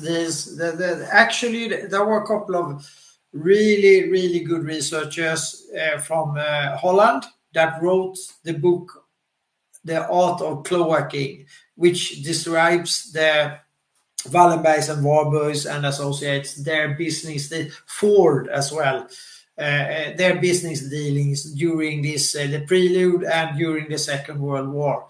And you will find it that they are playing both sides of this, and the rest is theater. That's why we call the war theme for a theater. They are telling us it straight up in our faces, and we, the chattel, under the maritime law, we are stupid enough to buy the narrative, and they are just laughing at us. I can remember Ford saying, if the public knew how the banking is done, there would be a revolution tomorrow morning. And he was not kidding. Ford was not he was so far from a comedian that you ever can imagine. So it is what it is. And to be able to grasp all of this. Oh, I see International. Nice to see you, sir. Long time no see. To grasp all of this, to get it, in order, so to speak, on the timeline and on the logic, can give you some guidance in what we are in today, and how we can transfer that knowledge to our neighbors, to our friends, but especially to the young ones. They are the ones that have to carry this one on. And so much has been hidden. Tell me how much time you have behind this and how many of these episodes do you plan to do. Of course, we'll need to talk about IG Farben and AIG, and oh my God, there's so many things to talk about here. The insurance, the way that this happened, because Lyndon Baines Johnson was actually the one that signed Medicaid and Medicare in his plan, and, concerning children, and then all the civil rights movements from there on. So, there's a lot to talk about. Yeah, we will, of course, follow the nefarious Dulles brothers, we will for sure check out who created the atomic weapon, for what purpose, who sold it to the North Korea, and who provided the tech to Israel, who sold it to the Iranians, and so forth. And we will end up with these actors, which is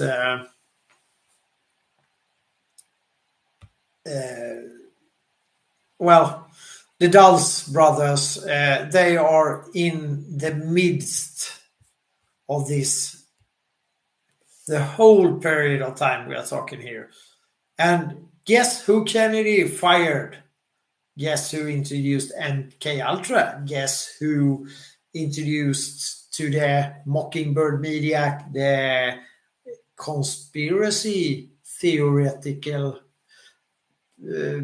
pronoun, we could call it even, or to shoot the pianist. That is our dear friend Alan Dulles, and his brother is involved in this also, John Foster Dulles, and the most evil lawyer firm ever, Sullivan and Cromwell. That is the neocon law firm overall. These guys, they are defending actually the Wallenberg family, both in the Nuremberg trials and also later on in what's called the American Bosch affair, or the Bosch affair, where the good guys in the US have locked the SEB, the bank where Soros is keeping his business, and Nasdaq are keeping their business. Just accidentally, both of them are controlled by the same family, actually. Both Soros and the Nasdaq. So they are defending and getting them off the hook, but the crown steps in. The crown steps in. There is one of the US good guys. He is so mad that he's telling the press that the improved business morality or ethics of the Wallenberg family. I'm going to say this right. I'm going to quote right here. The upcoming of the Cold War, due to the atomic weapon, of course. So the upcoming to the Cold War seems to have been more beneficiary for the Wallenbergs than their improved business ethics. I'm done. And he walks away. So that is that is a true story, actually. So that is a snippet out of the history that is well worth remembering as a one-liner to keep for yourselves at when you talk to people. That happened in 50 something. So they locked up the bank from international trade for quite a few years after the Second World War. So the US authorities, the good ones, they were standing their ground and saying, these guys, they shall not make business anymore. But they got off the hook, and John Foster Dulles, Alan Dulles were deeply involved in this. Cromwell and Sullivan, but at the end, the crown stepped in. Both the Swedish crown and the British crown, two representatives that made some lobbying or whatever. So strange days, but I don't know what happened later. But I know what happened later. I shouldn't say so, but that was a turning point as well, I would say. Tisha, have you heard about the Bosch affair? No, you have. No, I haven't. So that is worth looking up. It's an American Bosch, and so these guys, they always get off the hook. So this time somebody found something that actually could, they blacklisted their bank, the SEB. So they could not make any business abroad or in the US or in other countries because, if the dollar is the world trade currency, it was from 1944 and forward, from the Bretton Woods. So they were stuck between a rock and a hard place. And then the brothers, Wallenberg, Marcus and Jacob actually received, together with Ford, actually the highest honor of the Nazi regime that you could ever possibly get. These fancy medals that is, like the Nobel Prize and like the Polar Star Order and so on and so on. You will find all the nefarious actors within the Polar Star Prize or the Nobel Prize. You will find them there. It's just a long row of all these oligarchy obedient people. But hopefully this is, this can give some guidance. We will go through them one on one as we did the last time, and it's a long list and a kill list that goes sort of hand in hand. How many people have to die to create a narrative? We can for sure now say, with the knowledge we have now, we can say that Pearl Harbor was a false flag to create a swing in the American opinion to go to war. Because the Americans at that point in time were not so keen on going to war. They had much bitterness from their First World War, where they were involved as well. And the public opinion was not in the mood to go to war. And actually you had, in between there, you actually had a fascist coup, or a try to coup d'etat. And we call it fascism. The ones that have been accused for fascism, which means more or less, or accused, proving it or whatever, Mussolini, his right hand, Giuseppe Volpi di Masturata, he was a good friend of the Wallenbergs, also involved in this prelude of the banking era, and also the finance minister to Mussolini. But Mussolini, I have a quote from him: it should not be called fascism, it should be called corporatism, because that is what it is.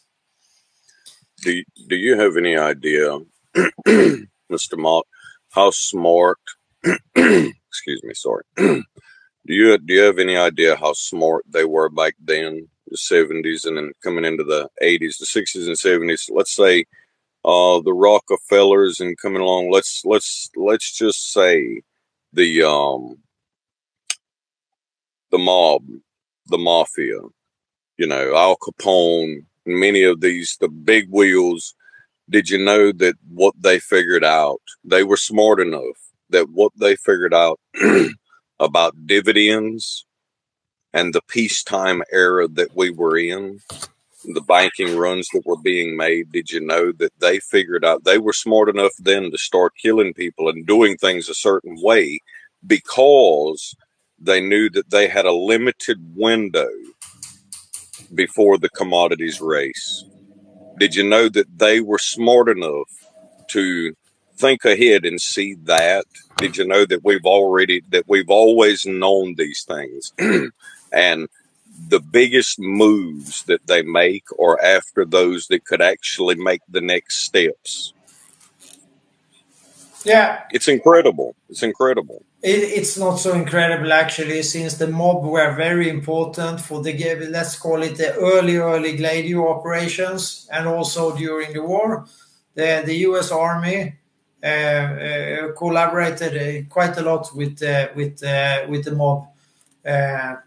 That is also the reason, except for geographical thing. That's why we are looking at this, the Italy, a little bit extra, because that is where US / the oligarchy sets up the basis for the Gladio operations. And this is also where the lid is blown up of the Gladio thing. So it gets to be, public knowledge, but very few people have, dared to go down that road to shake that bottle, so to speak. And the Gladio is a very central part of this, because it is the, the tangible black ops, so to speak. The other ones are like, well, the more, since it's not, we are so many now that it's actually quite impossible to occupy a country today. It simply doesn't work. Too many people, and too expensive, which will be that is one of the main reasons also for mechanical occupation is not working. So you have to do it smarter. And Oxenstierna and these guys, they figured it out that we need to take control over the currency, the bank. Yeah, we do that instead. Then we don't have to hire in loads and loads of mercenaries, which will eat up our profit from what we can steal from that territory / country / nation. So it's quite simple when basically a wait and push them game. Don't allow them to do anything. Don't allow them to react. Don't allow them to move. Go backwards, forwards, left, right. No, just keep pushing at them slowly. Yeah. With the idea of we don't want to hear it. These oligarchs, the today's issue of them, they still say, well, we plan 100 years ahead, about 105, 125 years ahead. That's our planning horizon. At least 7 generations. That's their planning cycle. So when they wake up in the morning, that is what's on their mind. And when we ordinary people wake up in the morning, we don't know what to have for dinner. These guys, they don't care about that. They are, of course, unlimited budget. So they all girls, for that matter. I will not call them gentlemen, but these individuals, they don't care about, petty stuff like that. But they do care about what they do, the actions they will take during each and every day, what that consequence will be later on and later on and later on and later on. And many times they have to try 1 or 2 or 3 times. They're introducing the little guy with the mustache. The first time failed epically. In doing the Russian Revolution, the first time failed epically. But about a decade later, they are back again, they learn from it, and they do it a little bit different, and they succeed. So, well, what we're going to do today, Pinky, the same thing we do every day. Try to take over the world. Yeah. They're Pinky and the brain. I'm sorry. Yeah, but that's about how it looks, That has been the plan. I think that plan failed mid-90s, 95, 97, 99, there, something like that.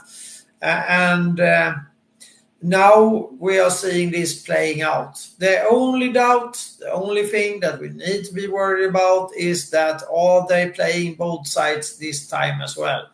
It doesn't seem like it.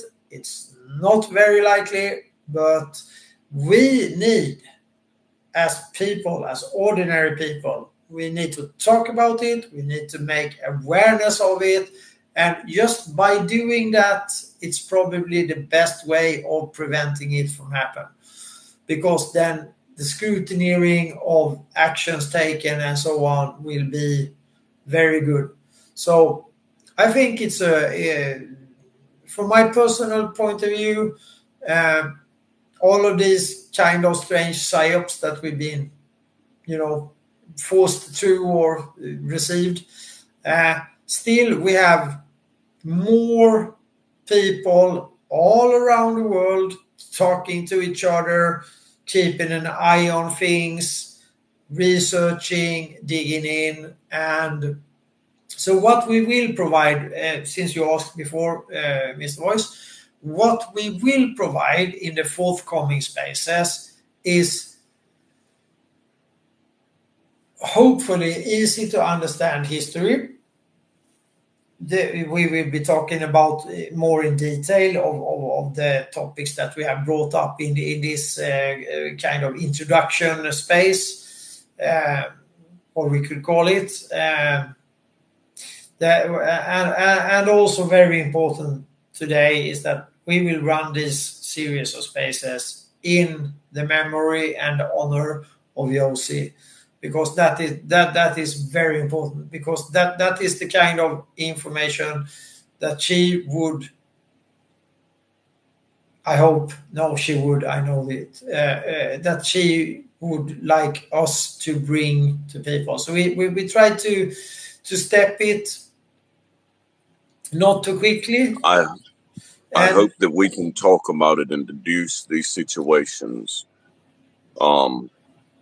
like adults, and not as though we're covering for anyone's ass, because she would prefer that.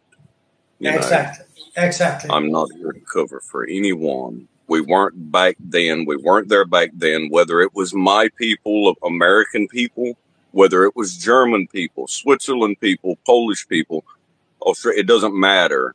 That the point is the people that matter and where we're at now and what it means. So Yep. I think without respect of persons is the best way, you know. I know that we've been talking. I've been talking very much today. It's been hours now, and thank you, Brian, for going forth and back. We will take requests on what you guys that are listening into, what you really want us to talk about. If you have detailed knowledge of events, your relatives can have been involved in events, historical events, or whatever, please send a DM to Tisha and to the secretary, and they will pop some ideas, they will give some outlines for us to work with, so that we actually can engage and not being as we have done today. And now we are past the 2-hour mark. So, Tish, time for a little bit of room service, and possibly we could, if we have any questions and so on, please bring up some. We can do a little bit of a Q&A, and some kind of, if somebody has some wishes that they want us to talk about, and so on, because we can jump forth and back on the timeline. That is not so critical. I think with the speakers that we will have are able to do that, and I'm really looking forward to this, actually, to get this show on the road. So Tish, please. Did anybody want a microphone? Does anybody want to ask a question?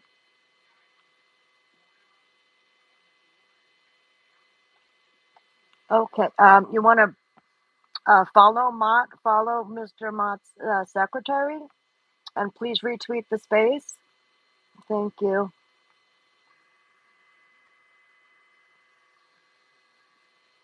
Well,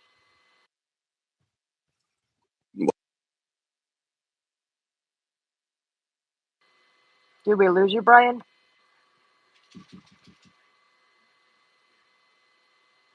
I think we did. Can you guys hear me? Can you guys hear me? Yeah, I can hear you, but I think Brian got into some noisy area or had to shut down.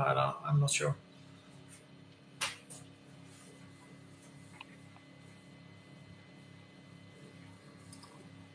Anyways, please DM us if you have historical events that you want us to look into.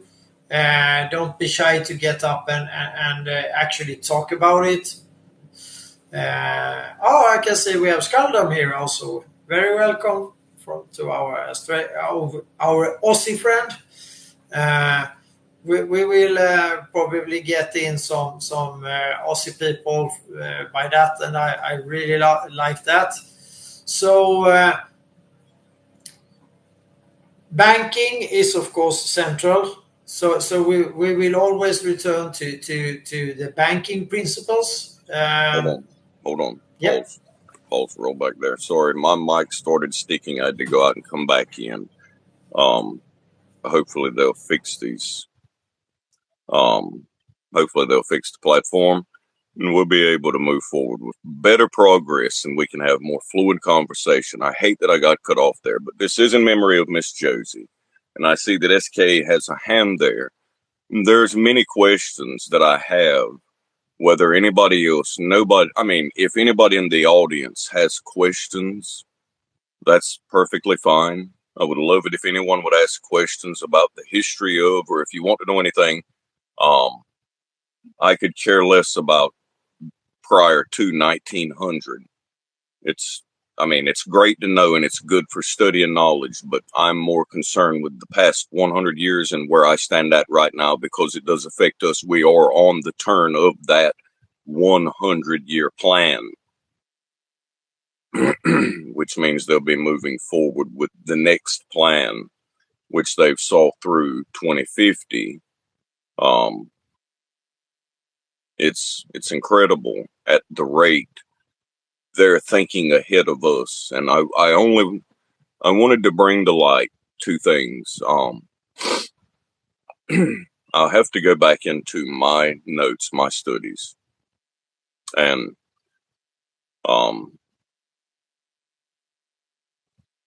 Miss Josie, there was, other than the healthcare side of it, because she studied a lot in the healthcare, keeping up her health, trying to look better into that, things that she could do to combat and ways that she might could help others. But she also took certain aspects of the history side of it herself. There were certain ones that she looked into that maybe I'll speak of, but she was well researched and she talked about it. She loved what she was doing, and she didn't have all the answers on some things. When Kennedy was shot, the uncle that I am currently with, he's my great uncle. He's a Vietnam vet. He's got wartime wings. And anyway, I have stories that I can tell you about that I know of that actually happened, and operations that went underground, but not the place for that right now, I guess. We can do that anytime. But the uncle that I'm with has told me many things about what happened in that time. He was alive then. He was in the motor pool and got a call to Operation Ready. So the thing that I want to point out here, you made for the first time, I actually heard you drop the accusation of being able to formally accuse, or even if we can't accuse, just to use the understanding knowledge of Sullivan and Cromwell. You've been very slow. Everyone seems to be very slow about getting around to let's talking about that. But Sullivan and Cromwell is very particular. The main thing that I want to push about Sullivan and Cromwell is that the Kravitz system, which came out of Germany, which came out of the algorithm system of men they created. The algorithm system of men, the eugenics projects they were working, the books that were burned. You listen to me and understand this. Kravitz, Swaney, and Moore, which is fortified law firms inside of Sullivan and Cromwell and Henderson. The Kravitz system, which redeveloped, they assassinated and took over Robert's Rules of Parliament. At the time, the officer was writing the Rules of Parliament when he saw he met his timely demise. Because of that, his editions were confiscated and they were heavily revised. That's also noted. And those doctrines were accepted as the rules of Parliament and how to proceed. Since then, we've had a corporate developing mess. Upon 1900, taking on the 1880, 1898, 1899, 1900, taking on of our equity court. Wow. When Jersey and New York, when Delaware became incorporated, so we could talk from there. But there are, according to the banking and where we stand at now, from my studies on it, looking back over analysts' work since the Great Depression. When you are in that time frame, you have the takeover of Hawaii, and that is the grandfather of the Dulles brothers that is performing that. Yes. John, I forgot his name now. Sorry.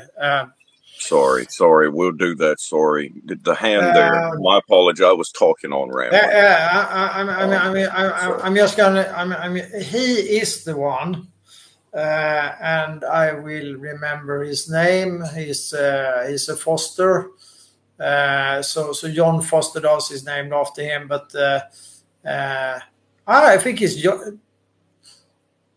Well, I'm sorry, it's late in the evening. I forgot his name. He is the one that is performing as Secretary of the State. He is the one that performs the takeover of Hawaii and ending the kingdom there. Yes, the Secretary of State and the whip that was in charge with him. Yes. And it's Foster something, whatever. And it's not whatever. I will come back with that. I'm sorry for missing his name. Anyways, he also goes on. He finished up his political career in the administration, and he goes in the 1890s. He goes in for one mission only, to introduce the policy thing, and that is how let's call it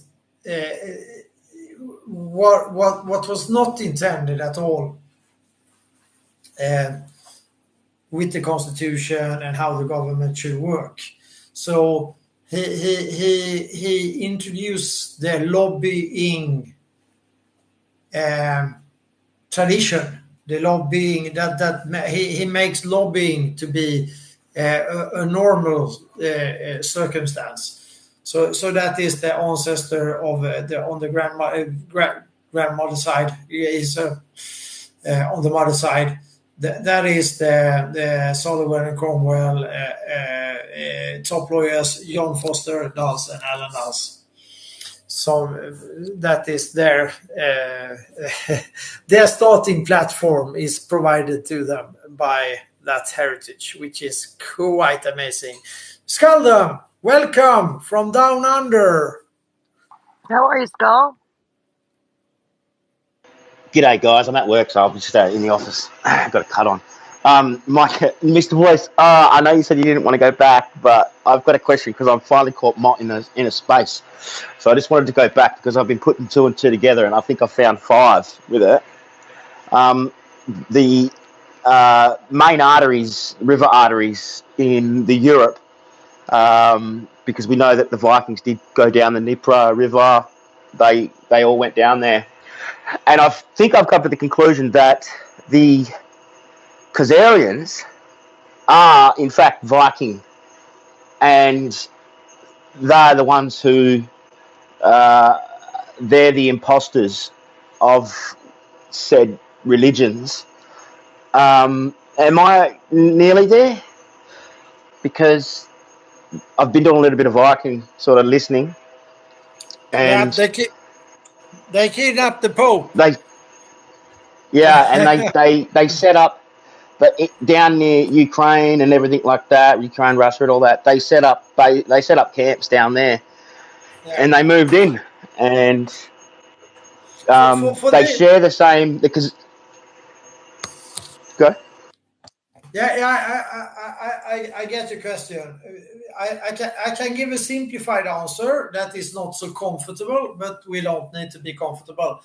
For these guys, religion is just a tool in the toolbox, just like the Nobel Prize, just like the media, whatever. It's a tool in the toolbox, and it's been so forever. The Vikings, they did the Alexander the Great tactics. They placed the people to interact and to intertwine and marry into the local population, where you have the chokeholds, or water transportation chokeholds, just like the Bosphor or whatever. So they used those tactics, and they also, of course, discovered that religion was a powerful tool. Otherwise, you do not kidnap the Pope, or you do not occupy Italy for several hundred of years, keeping the Pope locked down. That is the first and the longest lockdown ever. It was locked. The popes in generation after generation was locked down in Rome by the Longobards. Tisha. So they had the Pope locked down for that whole period of time? Yeah. He was just sitting there being grumpy. They changed the Pope. They changed the Pope while he was kidnapped? No. I mean, maybe that. I mean, they could have an imposter, whatever. But during this time, the power of the church were pretty much not so great, because the Longobards were just sitting there and aiming at Rome. So that Rome were dependent on the sea, of course, to get food and so on. And the Pope was in Rome, in the Vatican. It was existing at that point in time, not built as it was now, but the Pope was in Rome. But he was surrounded by Longobards. And the Longobards, of course, being Vikings, they could sail ships and so on. And you have the other Vikings. They were sort of, in the later stages here, after called Great, I almost said Charlemagne had taken over. Sort of, they were still, in fightings in this area. The Longobards, together with Harald Hårderåde and so on, they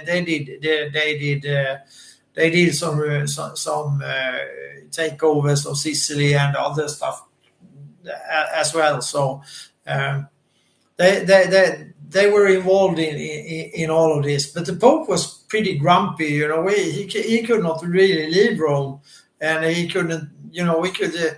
And if he wanted to send people to, or whatever. So he had no real power. And then after he was kidnapped, the Pope, by the Vikings, suddenly the era of war popes with lots of power came up. So I think they sort of aligned there and had a common agenda, not maybe Agenda 2050 they were talking about. Skallan, please continue. Sorry for interrupting. No, that's fine. But that's what basically I wanted to say. That was just my turn. I don't know the problem, you can't fix it. So you don't know the what's broken, you can't fix it. It's just a thing. So I just wanted to ask you. This is a question for you. Are the Khazarians an offshoot of the Vikings? Yes, just as the Russian people as such. And you don't have to take my word for it. You only have to listen to President Putin, and he's a historical nerd. So I think he's pretty sure when he says, well, we are coming from Rurik, and Rurik was a Viking.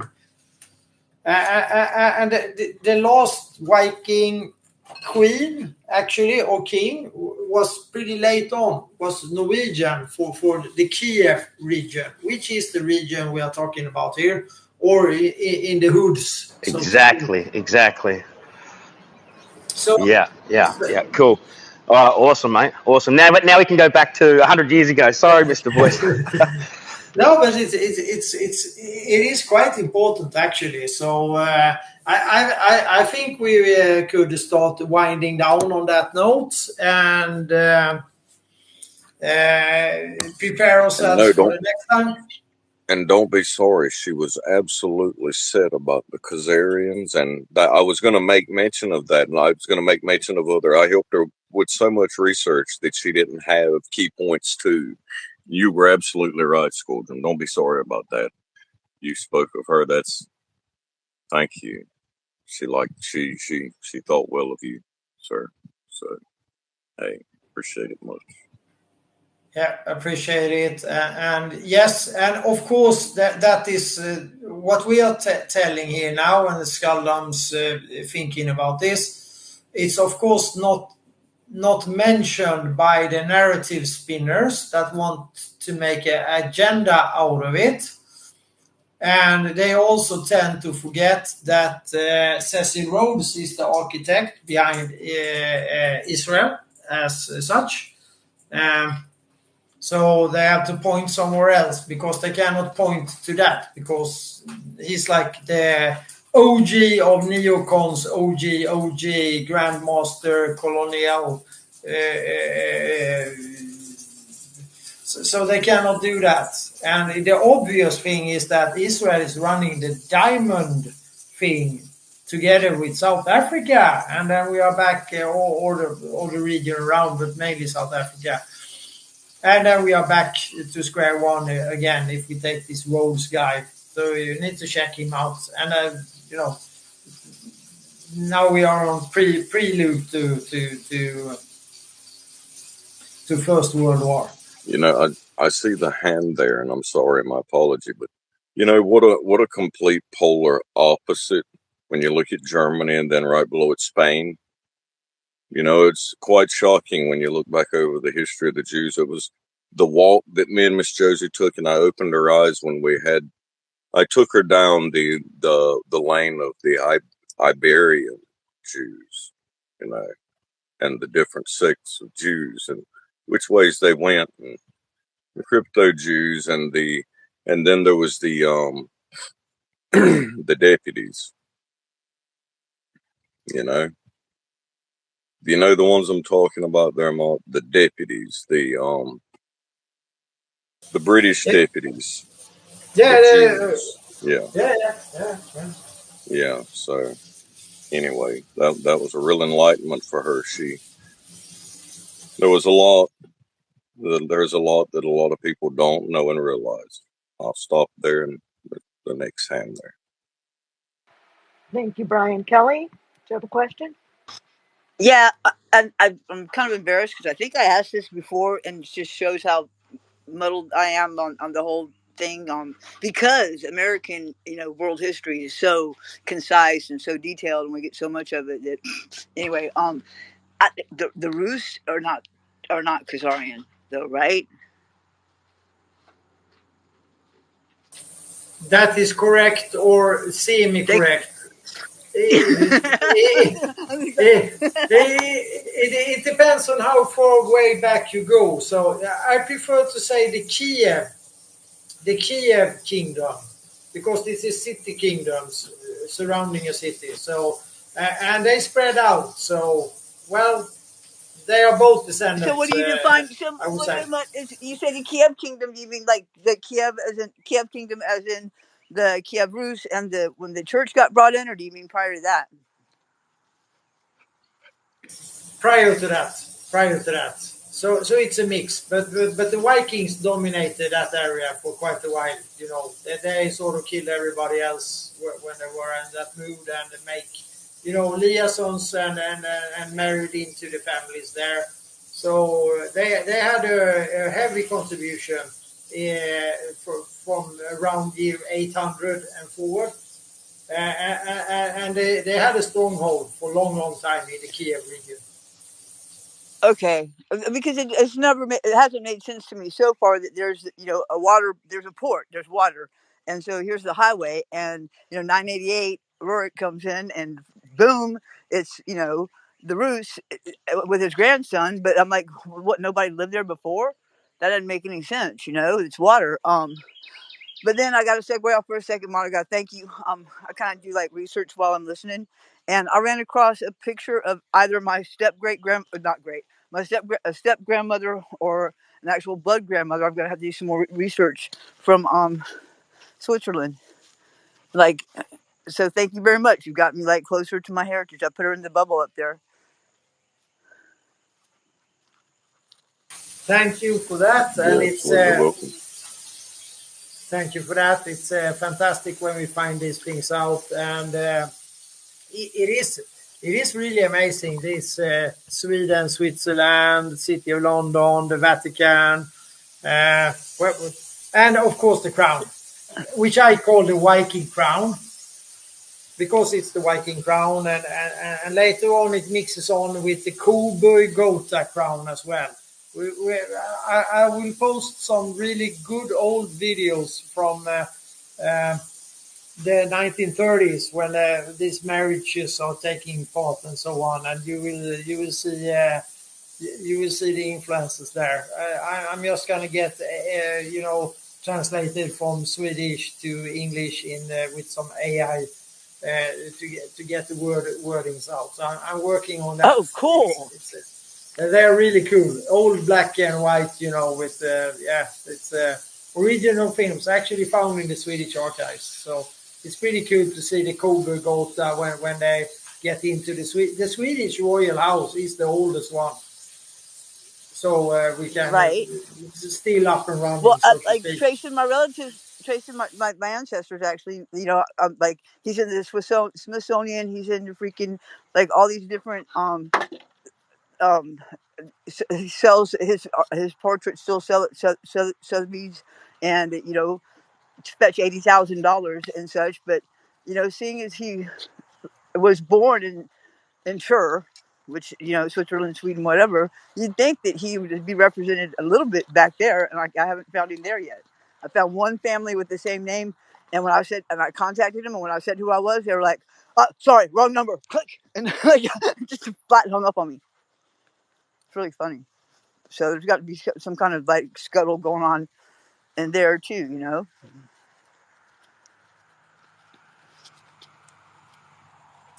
Well, you never know Thank, until you thank you, know. Kelly. So I think thank do you. we have a hard stop here, Mont?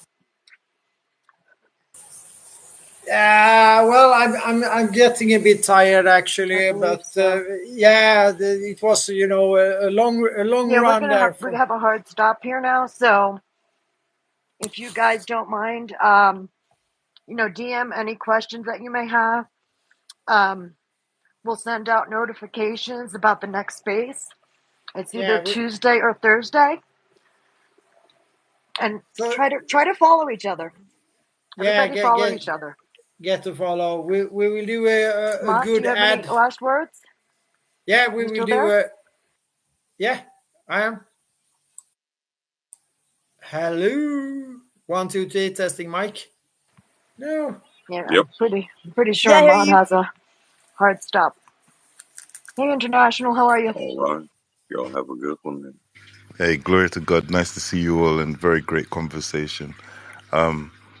I did dedicate a space to Jose as well, rest in peace. I just wanted to, she was a wonderful lady, man. Do you know what I'm saying? Every room she went into, she light up the place. She was always quite positive, and, I really had a good vibration from her. So, you know, um, I love the Lord. He heard my cry and pitied every groan. Long as I live and troubles rise,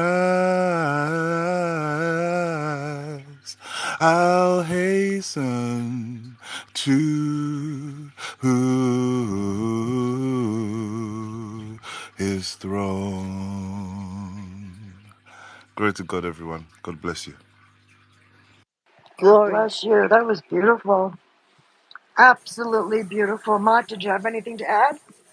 No, thank you, International. I do agree with everything I think and Mott might have beautifully lost put. his he might have lost his speaker, but I think we should end right there because that was just too beautiful.